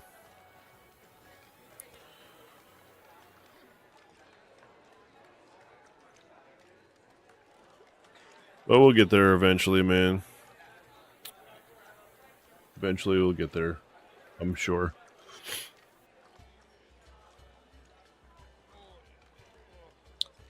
Yeah, I mean, I can play Fortnite.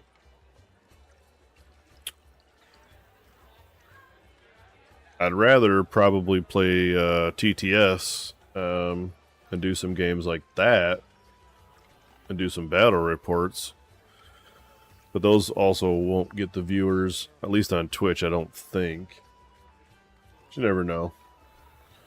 Never know. We might be able to test that out some night.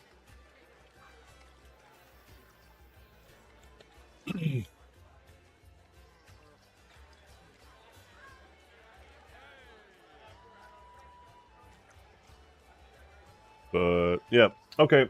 Probably about time to get to bed. I'll chat at you later, Mike. Thanks for hanging out. Thanks for the follow also. Oh, no kidding? Is that something they asked you to do, or is it just something that you've been wanting to do for them? It'd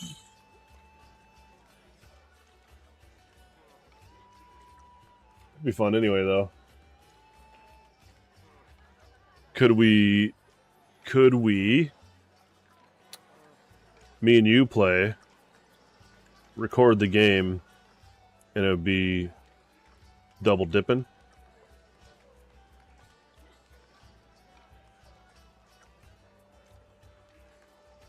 Just an idea. But yeah, anyways. I don't know what I'm getting at. I'm getting tired, so yeah, that's what I was kind of thinking. Why not? But maybe one of these nights we'll try to do that. The other question to that would be, do you have a webcam that I could bring your smiling face onto the stream with?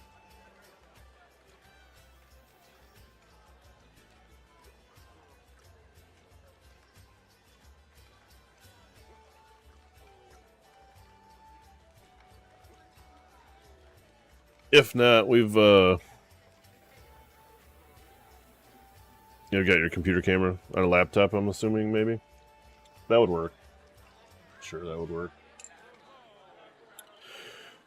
Oh, alright, man.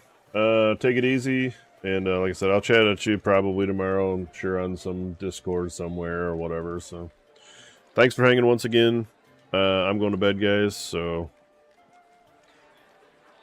till the next